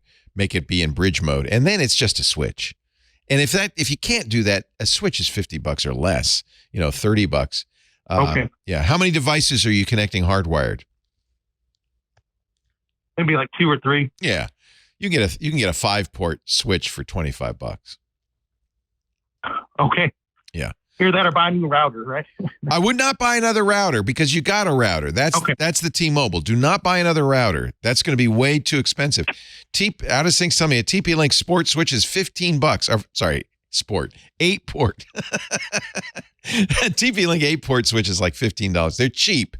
Better to use that than you don't want a router. The T-Mobile's the router. Okay. I got it. Okay. Hey, appreciate the call. Good question. I think that I hope that both Verizon and T-Mobile offer, 2-week trials of these things, because you don't know really until you set it up. Even your phone isn't going to give you an idea of what bandwidth you're going to be able to get from these things. It's also where you put it. and they'll give you some instructions, I imagine, but you want to put it near a window because it's wireless, right? You don't want to bury it in a closet somewhere. You want to get it near the outside, the outdoors, so that it can get the signal from those. There you go. That's a TP-Link 5-port gigabit unmanaged. That's what you want. Ethernet switch, $15. That'll take one connection going from the T-Mobile residential gateway into it, and then you'll have 4 other devices you can connect up to it. Simple, right? Very, very, very simple. And that's all you need. You don't need a managed switch unless you want to do something much more tricky like VLANs or something like that. I would say unmanaged, dumb switch is what you really need. It's almost a hub. They still call it a switch, but it's really almost a hub. All right, let's take some more calls. Let's see here. I got people waiting. Let's go to John. I'm going to send John to the breakout room. And John, if you will unmute and say hello as we take you on the Tech Guys show. Ask the Tech Guys. Somebody said, where'd Micah go? I don't know. Do we know where Micah went? He went on vacation. We made him go on vacation. He hasn't used his vacation days. I said, you got to use them, man. You got to go out, rest, relax, refresh. John, are you there? I don't see him. He's in there, but his mic and camera are muted.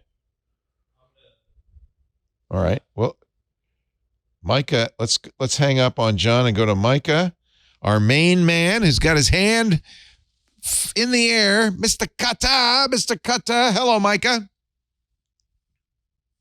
I know he knows how to use the microphone. There he is.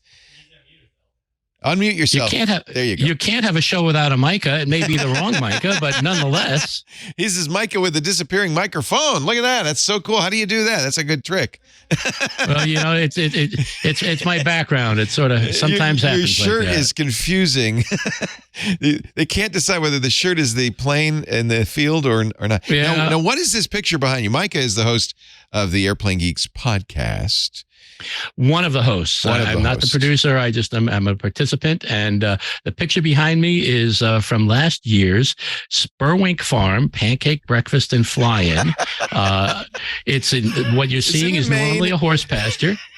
Yep. Normally a horse pasture. It's right up on the bluffs of Maine, looking over the ocean. It's a beautiful location.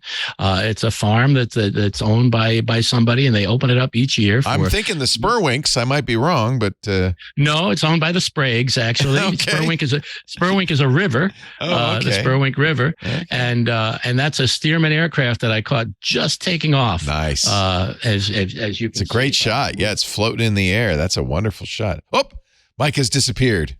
I wanted you to see the photo. Wonderful, Micah. It's great to talk to you. I just found out that my grandpa was raised on a farm called Journey's End in Northeast PA, which is not a direction, but actually a town called Northeast. My mom told me, I said, oh, I never heard about that. Isn't that a great name for a farm? Journey's End. It is great. And, and Pennsylvania, as we know, has some very strange names of towns that I will not get into now. I know what you're talking about. I think we all do. So what can we do for you? Well, I was calling because I had heard about a new password organization, a password saver, keeper, that I haven't heard you talk about. And it sounds like it might be a great deal because I'm also very cheap. It's Proton Pass. Are you familiar with them? Have you heard anything about them? The folks who do Proton Mail, which is an encrypted email service, I think they're out of Switzerland, are starting to expand a little bit. I think they have a VPN, and now they have a password manager. It is open source, which to me is number one. You really want somebody to be able to review the code to make sure it's not, passing your passwords along to the NSA or the CIA or something like that. I don't have any direct experience with it. There are quite a few reviews. I mean, basically, password man. First of all, use one. And we have a sponsor that's a password manager, but I don't use whatever. Better to use one of any kind than none at all. Proton Pass does the basics that any password manager needs to do, which is it generates passwords for you that are unique, long, and strong. And because of unique, long, and strong, not memorable, but it remembers them for you in a password vault, which is encrypted, and only you can decrypt it. Okay. It looks like it does the email alias thing, which is nice. Of course, that's because Proton Mail is Proton. It does mail as well. So I imagine it does that through Proton Mail. Would you have to have a Proton Mail subscription? I'm not sure. But yeah, I mean, I have no reason to not say this is good. Does anybody? Go ahead.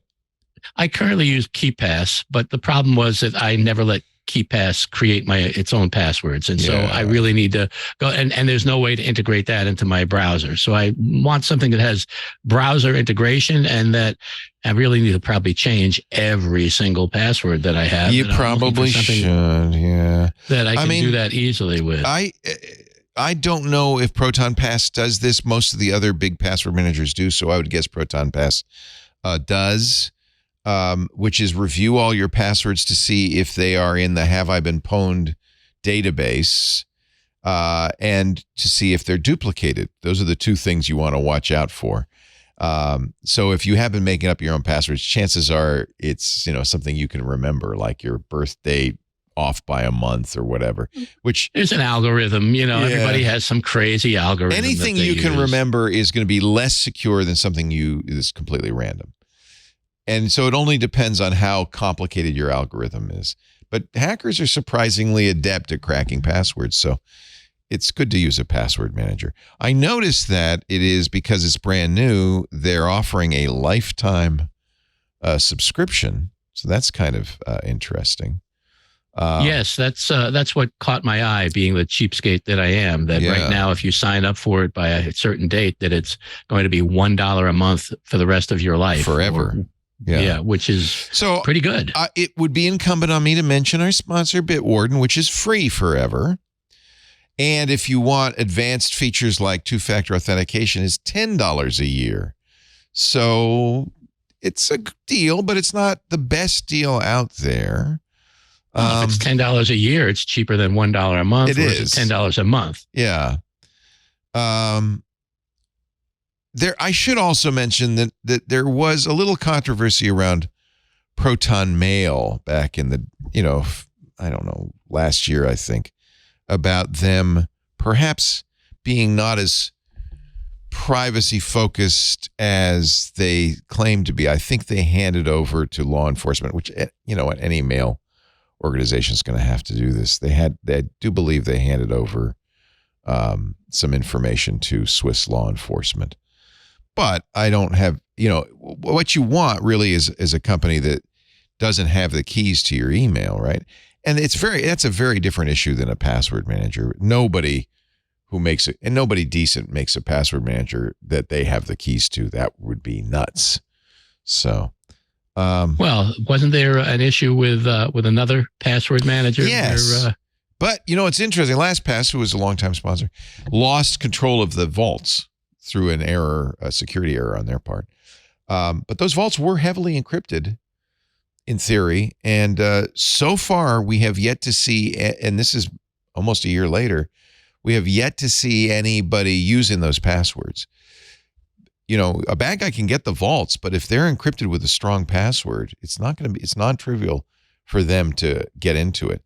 Now, there is a potential risk if you didn't have a very good password. If your vault password is monkey123 and they didn't do the proper PBKDF2 hashing, which in some cases LastPass did not, then you could be vulnerable. But to my knowledge, no one has stood up and said, "Oh yeah, all my LastPass passwords are leaked out and everybody's breaking into my system." I've yet to see that. So either whoever got it didn't know what to do with it, or couldn't figure out how to crack it, it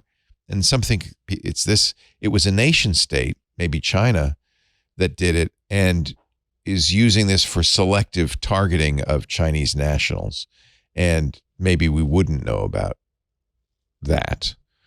I have no reason to think Proton Pass isn't fantastic. I mean, I think Proton Mail does a good job. They are under Swiss jurisdiction. That shouldn't matter if they encrypt things properly, and I'm sure that they do.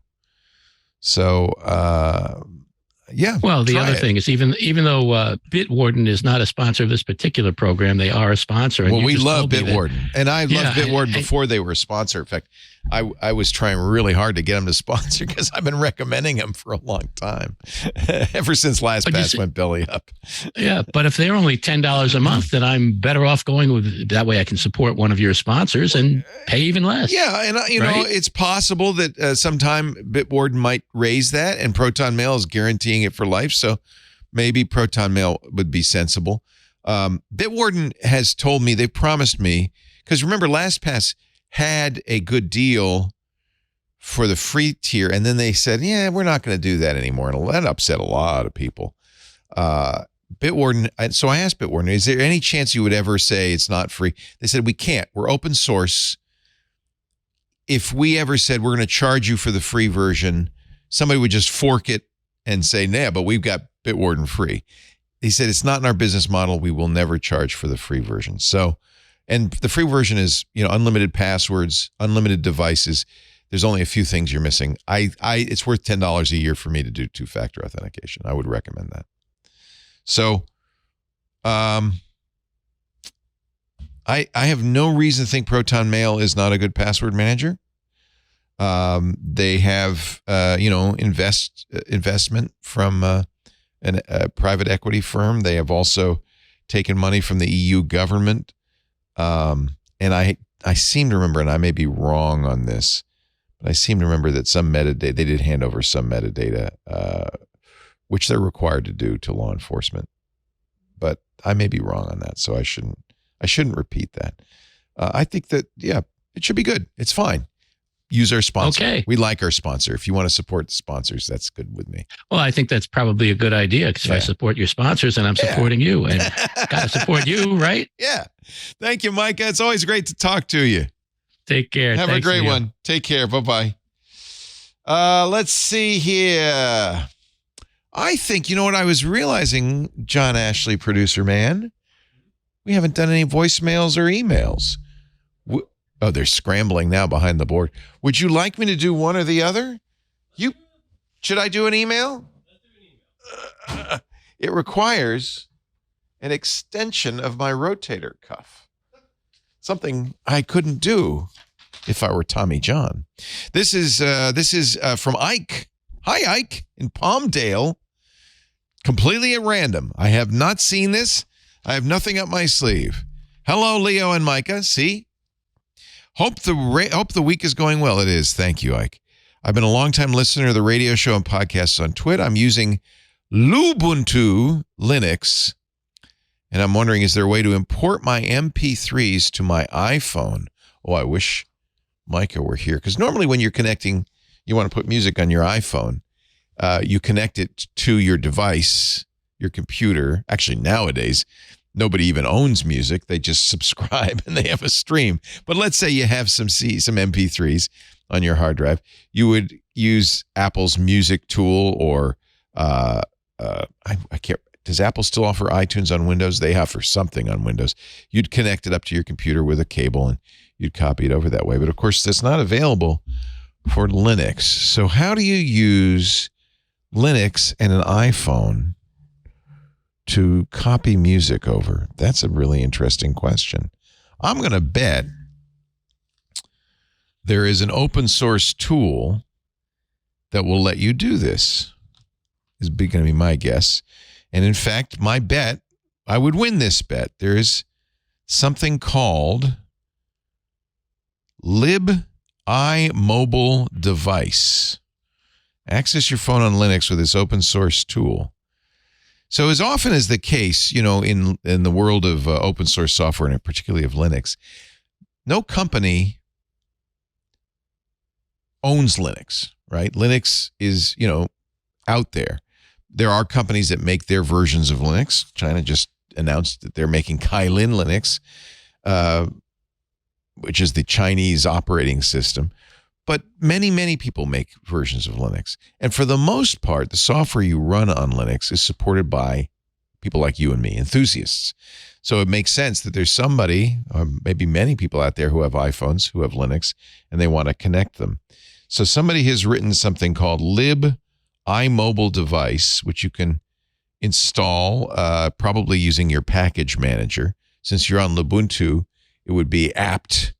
So you do sudo apt install libmobile device. I'll put a link on the show notes because there's some other things you might need.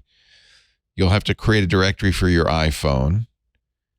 iFuse is the file system tool that will let you read the hard drive of the iPhone. The iPhone will not complain. It'll say, oh, hey, you're connecting to your computer. Should I trust it? You say yes. And then you'll be able to copy stuff over directly to your iPhone. So the answer, Ike, is yes.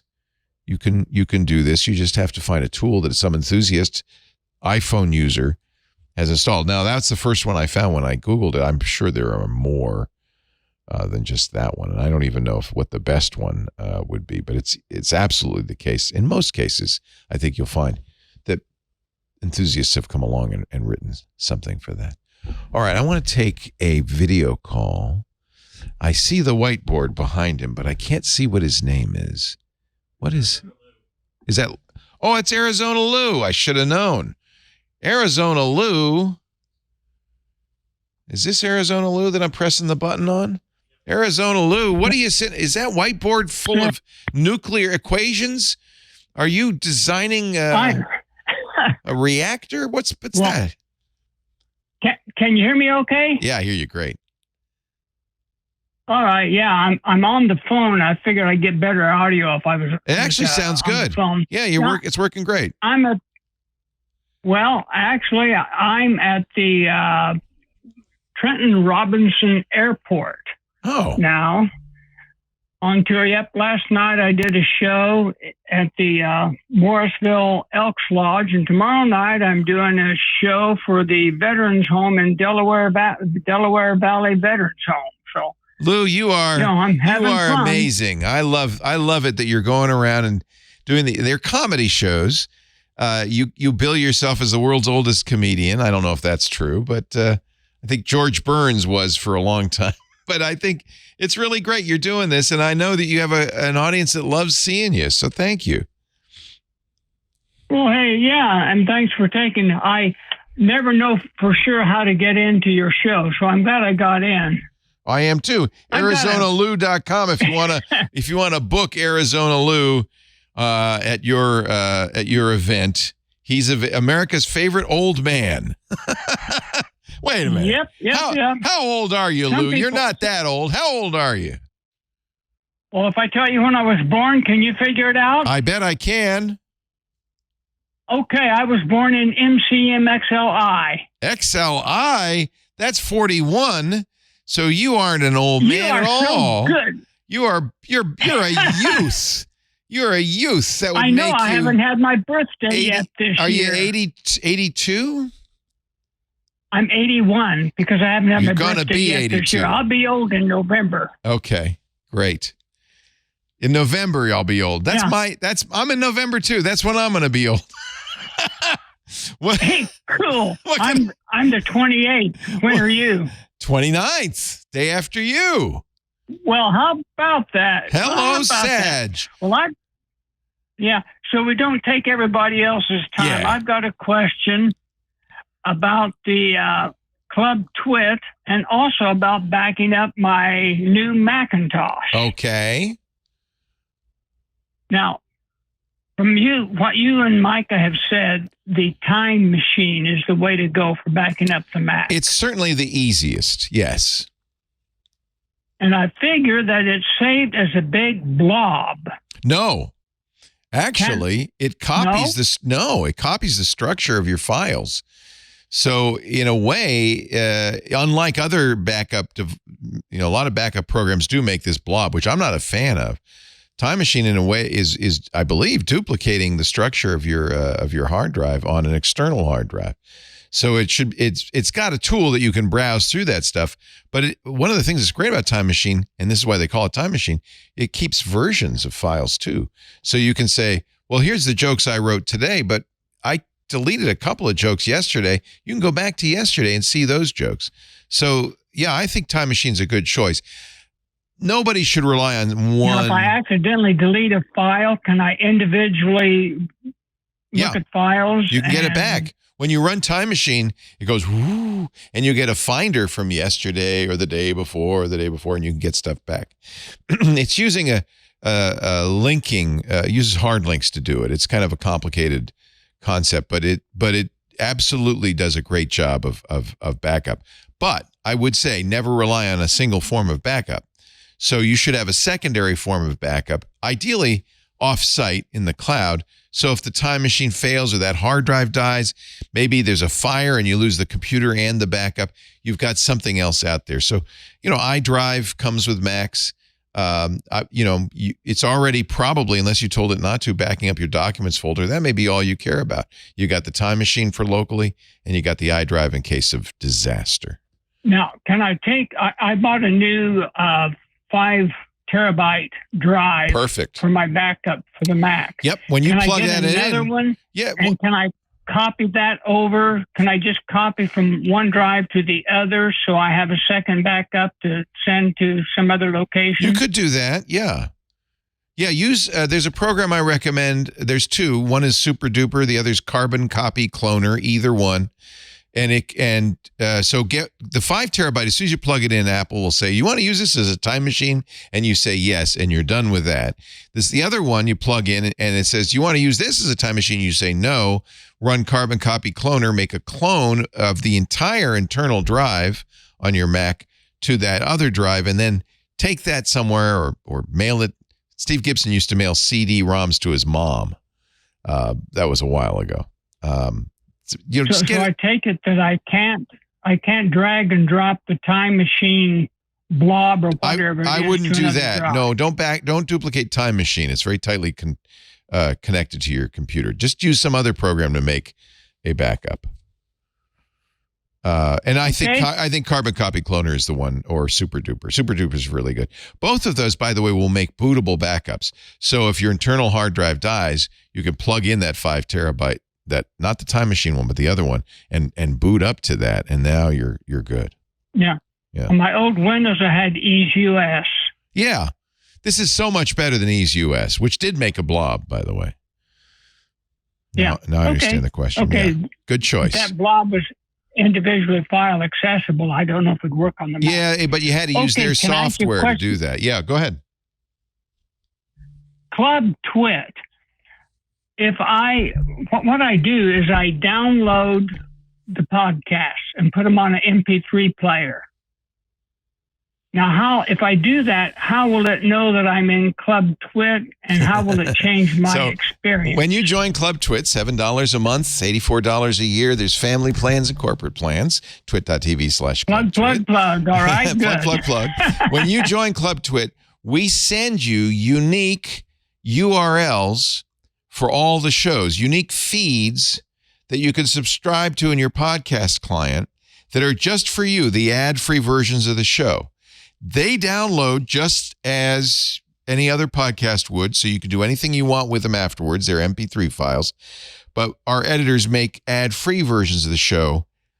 But to get those, you need to use the special feed that we'll give you when you join the club. Everybody gets a unique one. Now, see, I don't join any podcast subscriptions. Well, you don't have to. Go to your website. Yeah, you don't have to. So if you get them from the website, you won't get ad-free versions. You'll get the ad versions. You'll still have the wonderful feeling of supporting what we do here at Twit, but you won't get ad-free versions. Oh, yeah. The only way to get ad-free versions is to use the special address we give you, and we give you one for every show, that is a RSS feed for a podcast client. The client will then download those. We don't put them out in public. That's how we keep people from spreading it around. Yeah. And I don't use the RSS client. Yeah, I just so do the download option. you would have to if you want to do the ad-free versions. There is a very good FAQ. If you go to twit.tv/clubtwit, click the link for frequently asked questions. It explains that whole process. Okay. And the reason, we do this because, right. yeah, the service we use, Memberful, this is how they do it. They do it automatically, makes it very easy for us. And, I think a lot of club members do what you do. They download from the website and they just say, well, I'm going to get the ads. If I wanted ad-free versions, I recommend Pocket Casts. It's a very nice, free podcast player on iOS and Android. And subscribe, or you can use Apple Podcasts on your brand new Mac and subscribe to those special feeds that you'll get as a member. And then you'll get the ad-free versions of the show. And you can put them anywhere you want. Once you got them, they're MP3 files just like any other. You can do anything you want with them. Except don't sell them on the black market. We wouldn't want that. No, of course not. So to get the RSS, do you have to do that through your iPhone? No, you can use Apple's podcasts on your Mac. No, you can do it on your Mac with podcasts. You could do it in your browser. Yeah. It's an RSS feed. So it almost anything will open it and read it. You can use an RSS reader. I think not all browsers, but some browsers will take the RSS feed and show you the files. Lots of different ways to do it. I have a link to you guys on my website. Keep up the good work. We plug you every time. ArizonaLou.com. Thank you, Lou. Hey, thanks a lot, Leo. And I listened to you. I remember when you turned over to show 200 on KFI. Can you believe we are now at 1983? Wow. Or as you would say. Yep, last night was my 1442. As you would say. My show 1442. Let's see. M. Let me see if I can do this. CM IXIII.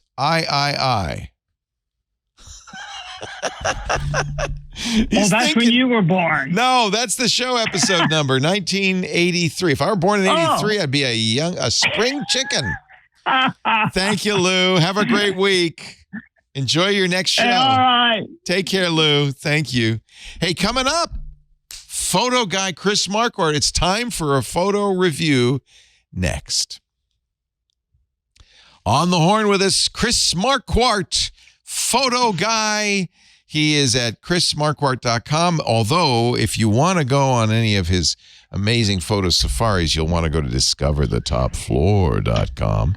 I was just organizing my bookshelf, and I found the book on wide-angle photography, the book on film photography. Chris is prolific and joins us every month to help us take better photos. Hi, Chris.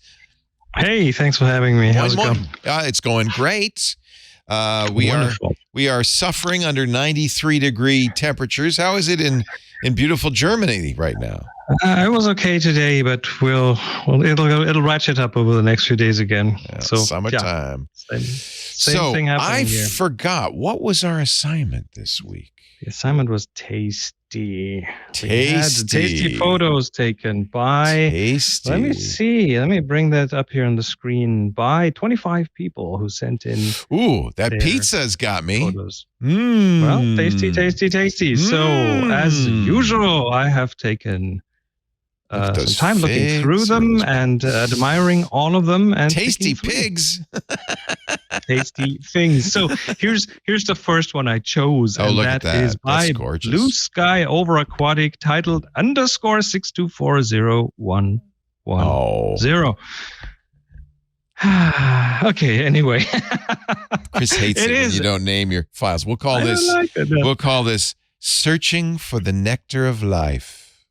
Yes, it's a hummingbird, and it is it's drinking from a flower in flight. Technically very challenging photo because you need to have the focus nailed and you have to have a fast shutter speed. You can see in the front, you can see the wing. They're a little blurred. Motion blurred. Which I kind of like, right? So they're fast, moving. Yes. Yeah. Very true. Also, what the photographer did is put something black behind it. Yes. That's like in a studio situation. Yes. And probably black cardboard, but probably nothing. How do you do that without scaring away the hummingbird? Maybe you put it there first, huh? put it there first and then walk away. So I don't think the bird really minds, and it doesn't take a lot of, like, it doesn't have to be huge, because if you use a telephoto lens, you will only capture a very small square, so it doesn't have to. Is there information about the shot in the EXIF on this one? There is information there. It is being taken with an Olympus EM1X. Nice, nice. That's 1600th of a second. You will need that for a photo like that. It's an APS-C camera, I think. And no flash, just I would think just sunlight. 400 millimeters, which because of the crop factor, that's a 600. It's 800 millimeters. Or 800, yeah. Wow. Oh no, APS-C it's about 600. 600 millimeters. Wow, that's a long. He was far, far away, but what a great shot. Well, with a hummingbird, you better be far away, because I think they're easily scared. Yeah. So next one I chose. Blue Sky Aquatic. Wonderful.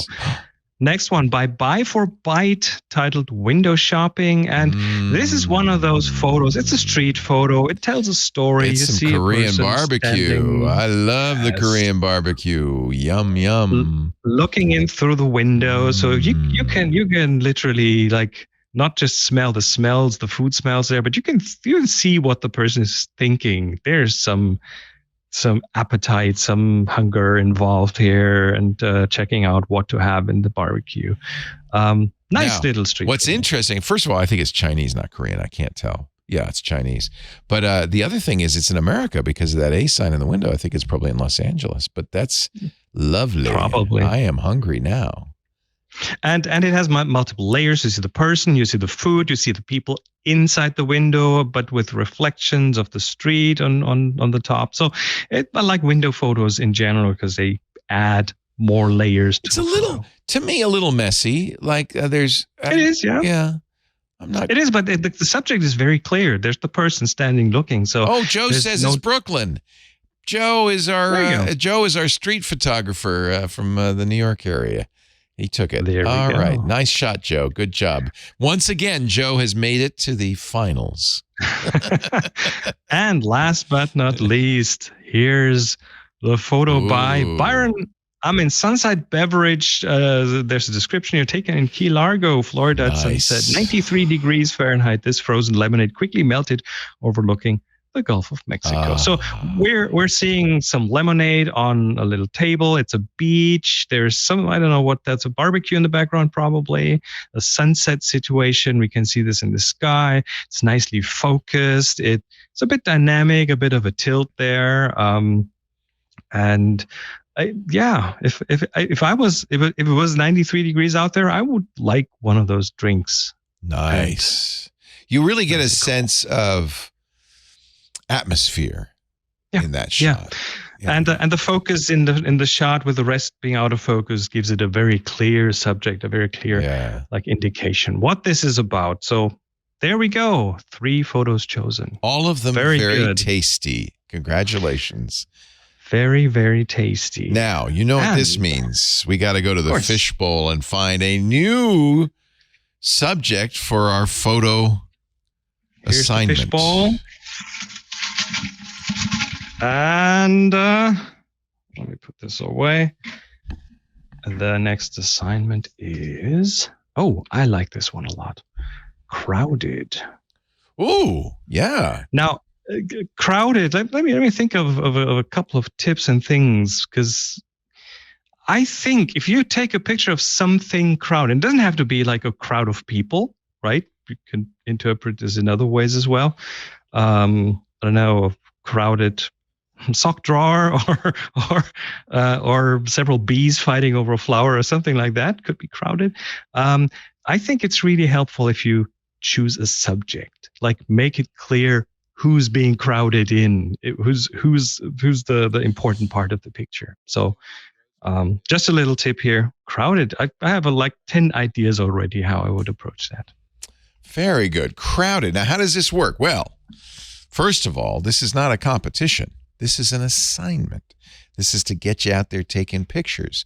So what I want you all to do is go look around. I don't know what crowded means to you. That's the part of the fun of this for us, is seeing how people interpret this word. But when you get a shot that says to you, this is crowded, upload it to flickr.com. That's a free photo sharing site.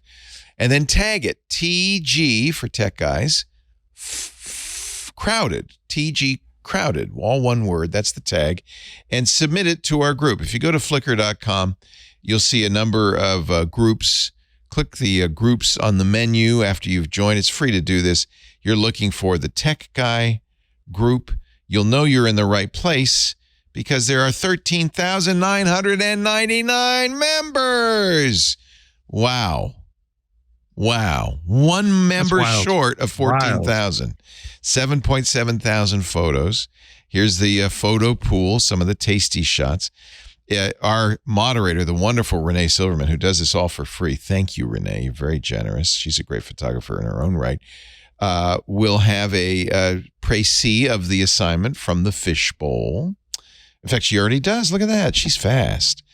She's fast. How did she know really that? On top of this, well, she's watching, I guess. You didn't like tell her ahead of time you were going to pick Crowded out of the fishbowl? Of course not. I think she has that editor open for the assignment. Presses send. It happens within seconds. I'm very impressed, Renee. Yes. You're good. You're really good.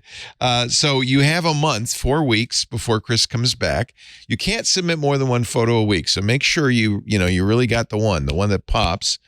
And you have until you have to have taken the picture before July 16th. We want you to take new pictures. That's the whole point of this, get you out there.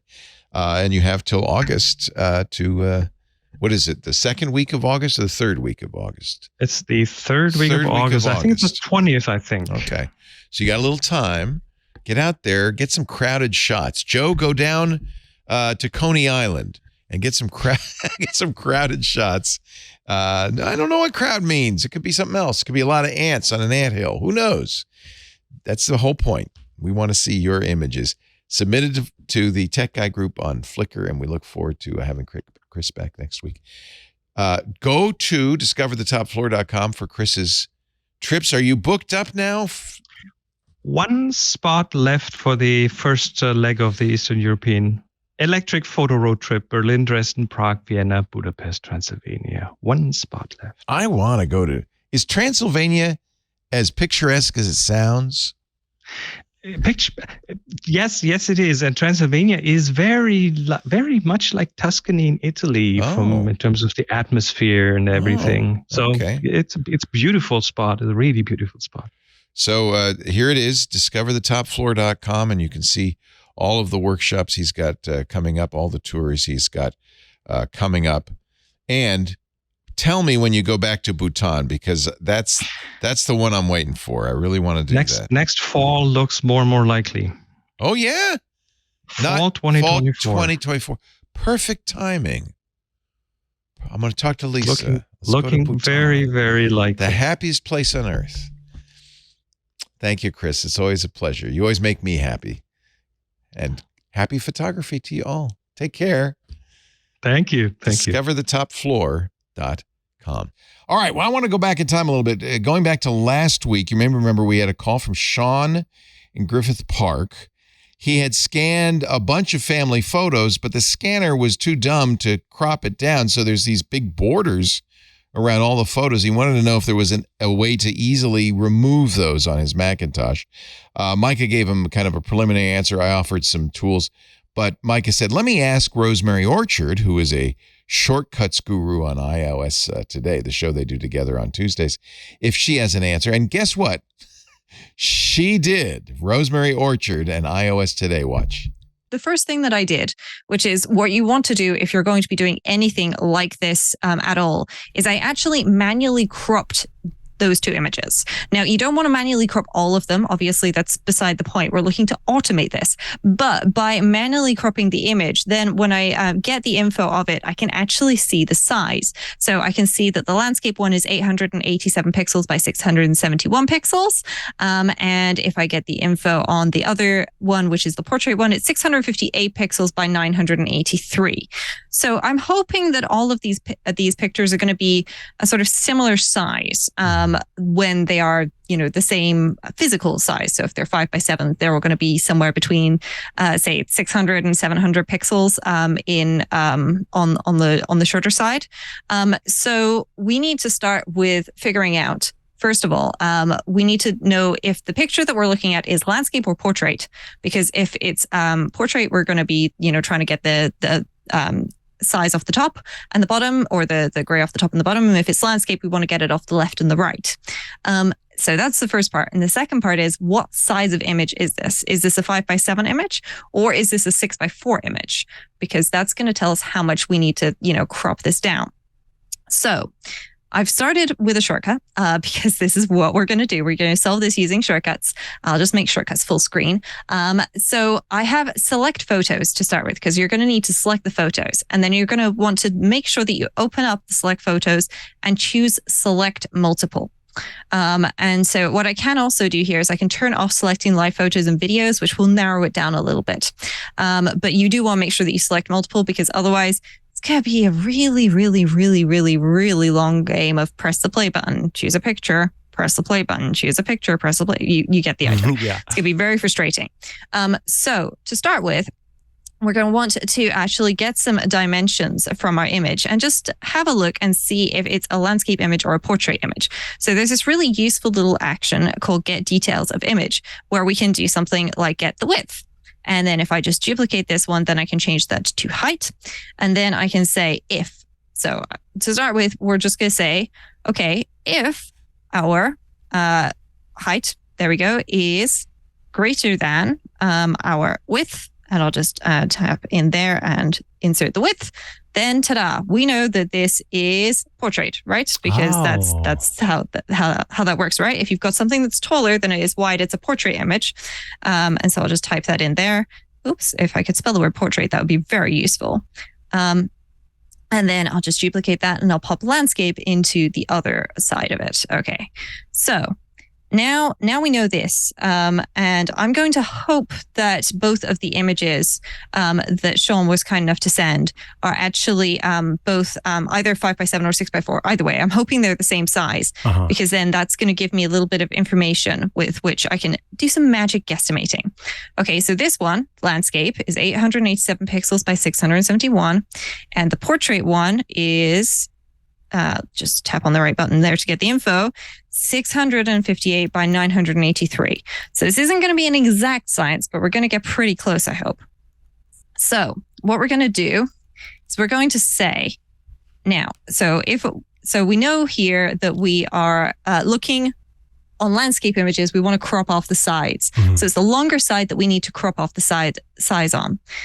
So we're going to check, actually, we're going to use the shorter dimension just to figure out which size of image this is, because that one's the one that's been pre-cropped by the Xerox scanner.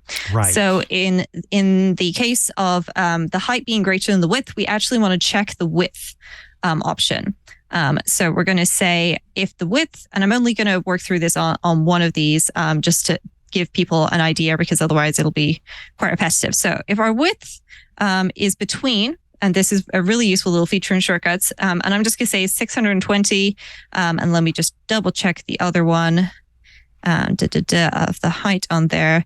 That was 671. So I'll just say 700, because that gives us an approximate idea of what this is. Then I'll just say that this is, I'm going to guess 5x7. I don't know. I'm not very good at guessing what is imperial measurements. I'm not very good at guessing those. And also I don't have a physical print of these pictures, so I'm just going to take a wild guess that this is a 5x7. And I'll just duplicate that little comment and pop it into the otherwise and say 5x4, 4x6, right? That's the other dimension. 4x6. 5x4. It's all the same thing, right? So we know that this one, or we're saying this one's probably this. So now we know that our width is between those two dimensions. So now we're going to use, if I tap into the right thing, then I can use a crop image action. So the crop image action, we actually want to crop and I'll tap and hold on image here. select variable, and then I can go up and I can choose my repeat item, which is the photo that I'm currently working on. Now I can crop this in the center. So we know that our width is fine. We don't want our width to change, but, and this is a portrait image. Okay. So in our uncropped image, we had it at, it was, that was, 2,154 pixels high. Wow. And then the cropped version of the image is, just going to double check there, 983. Okay. So I'm just going to pop in 1,000 just to, give ourselves a bit of room, because I prefer to undercrop rather than overcrop. Right. But you can always tweak this afterwards. Now, you could use some really fancy maths in here. You can use the calculate function built into shortcuts to figure out exactly, okay, so I've got a formula that I've made up based on this. So I know if it's exactly this number of pixels in width, it's going to be that number of pixels in height, and so on and so forth. By all means, go for it. I'm trying to keep this really simple. And then after you've cropped your image, at the end of the repeat loop, I would suggest you pop in a save to photo album. And then you're just going to save that. And then you might even want to make a new photo album for these, which, you can then pop everything into, because that way you can, I'll just create one up here. There we go. You can even create it in shortcuts, so I don't have to leave shortcuts. There we go. So now that we've got that, I'm only going to select the uncropped one of the portrait version, because that's all I've set up here. But what should happen, fingers crossed, is when I go into photos, there should now be another one, which, look at that. It's not perfect, right. But You can it's make done a pretty good adjustments. job. Exactly. Yeah. Yeah. You can tweak this to figure it out. There was a weird sort of extra secondary white background on the photos that I was sent. But the great thing about the crop action in shortcuts is it's doing it from the center. So you could change it to say, do it from the top left, top right, bottom left, bottom right. And there's also custom where you can choose to do it from particular coordinates. Oh, interesting. So you can definitely look into this and figure out what it is that you want to do with this. But I suspect that cropping from the center is going to be the way to go, because then you just need to know, okay, am I keeping all of the width or all of the height? Because in the alternative version, landscape version, you would take the original height of the image and keep that, and then just insert a width to figure it out. So I hope that this will give Sean an idea of where to get started and how to sort this, so that all of those pictures from his father-in-law can be shared digitally with family members so that they don't get lost. Oh man, Rosemary, I love the British accent. Rosemary is so good. So a couple of things you learned there, which is, one is that there's a lot of power in shortcuts, which is kind of a scripting language for iOS and Mac OS, and is pretty darn powerful. And even something as kind of manual and specific as this you can do in shortcuts. I think that's really awesome. Thank you, Rosemary. And make sure, if you're an iOS user, whether it's iPhone, iPad, Apple Watch, Apple TV, that you watch iOS Today every Tuesday morning, 9 a.m. Pacific, noon Eastern, with Micah Sargent and the wonderful Rosemary Orchard. Micah's wonderful, too.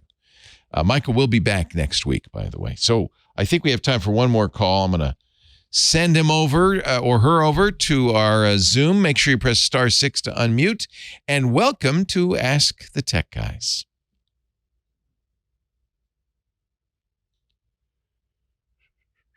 Hey, can you hear me? I can hear you. What's your name and where are you calling from? Greg Mellon. I'm calling from Moncton, New Brunswick, Canada. Hi, Greg from Moncton. How are you? I'm doing fine. How are you? I'm great. What can I do for you on this fine day? Okay, so we, our family, got ourselves a new printer. Oh, a printer question. Thank you so much, John Ashley. Yeah. Go on, Greg. I'm just teasing. Yeah, it's a brother model. I like it. Is it a laser printer? I'm not sure, but the model is MFC A1205W. Yeah, it is a laser printer. That's their multifunction laser printer, and that's quite a nice printer, actually. I think you'll like it.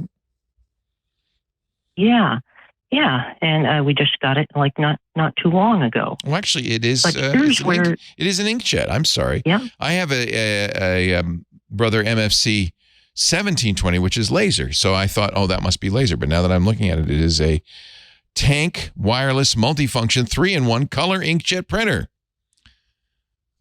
Yeah.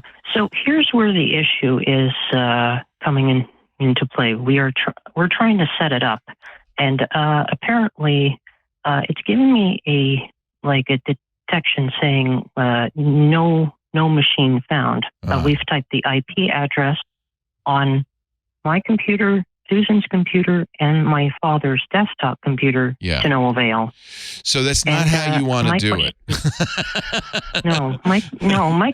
My question is, I'd like to know, how do I get rid of that display and to actually have the actual model display on the setup thing? Okay.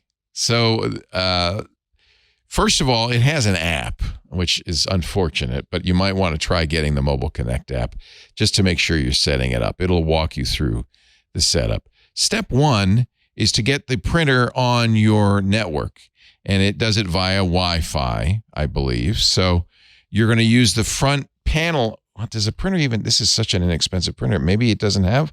It looks like it doesn't have a front panel. How do you? I guess you have to use the app to set this up. Okay. So you have the app, I presume, yeah? Or I can use a USB cable. I think my father may have gotten a USB cable. Okay. That will only let you use it with one computer at that point, and then you have to set up the computer to share it if you want to do that. Better to set it up to use Wi-Fi. So you have the app on your phone, and you set up the printer, put it on your Wi-Fi network. Is that correct? We're trying to do it via the desktop. There's a Wi-Fi router somewhere. There's a Wi-Fi router somewhere? Do you have a Wi-Fi router? I think a Wi-Fi somewhere in my house. Oh yes, you have Wi-Fi. Your house has Wi-Fi. Is that right? Yes. Okay. Yes. Okay. That scared me. I thought you were maybe borrowing somebody else's. No, you have Wi-Fi in the house. No. Okay, good. So, you know, I'm looking at this page here to make sure that this thing supports Wi-Fi. I'm sure it does. It says print, copy, and scan features can be accessed from your mobile device using the Brother Mobile Connect. What you want to do, here's how you want to do it. You're doing it, I think, backwards. What you want to do is set up the printer to be on your Wi-Fi network. I think you'll use the app to do that because it doesn't look like, it's such an inexpensive printer. It doesn't look like it has a screen on the printer. So you'll use the app to do that. Get it on your Wi-Fi network. For that, you will need the name of your Wi-Fi network and the password if you've protected it, which I hope you have. Once the printer's on your Wi-Fi network, and as long as you're on the same Wi-Fi network as all your computers, when you add you do the add printer function on your computer, it should see that printer and actually show you. It should say Brother MFC J1205 right there on the screen. You press the add button, and then you should be able to that printer should work. You do not enter an IP address. Do not do that. Okay? Do you understand what I'm saying? Okay. You don't want to do that. You're going to use on your Macs. You're going to use Bonjour, which is a very poor choice for a name for. They used to call it Rendezvous. I guess they really wanted to call it something French. You're going to use Bonjour to discover the printer. It'll discover it by name and then add it, and that should all be fairly automatic. You do not need to enter in the IP address of the printer. So the steps again, join the Wi-Fi network with the printer. Once the printer is effectively on your Wi-Fi network and the app says, yeah, you're on the Wi-Fi and your app can see it on the phone, then you go to each printer. You do, on Windows, there's a control panel or a system setting that is for adding a printer. You should just be able to see it. You don't have to enter anything. Once you see it, then you can add it. Don't do anything with an IP address. That's a recipe for disaster, okay? That is the kind of, in the long run, that you could do that. There is a way to do it manually like that, but unless there's something strange going on.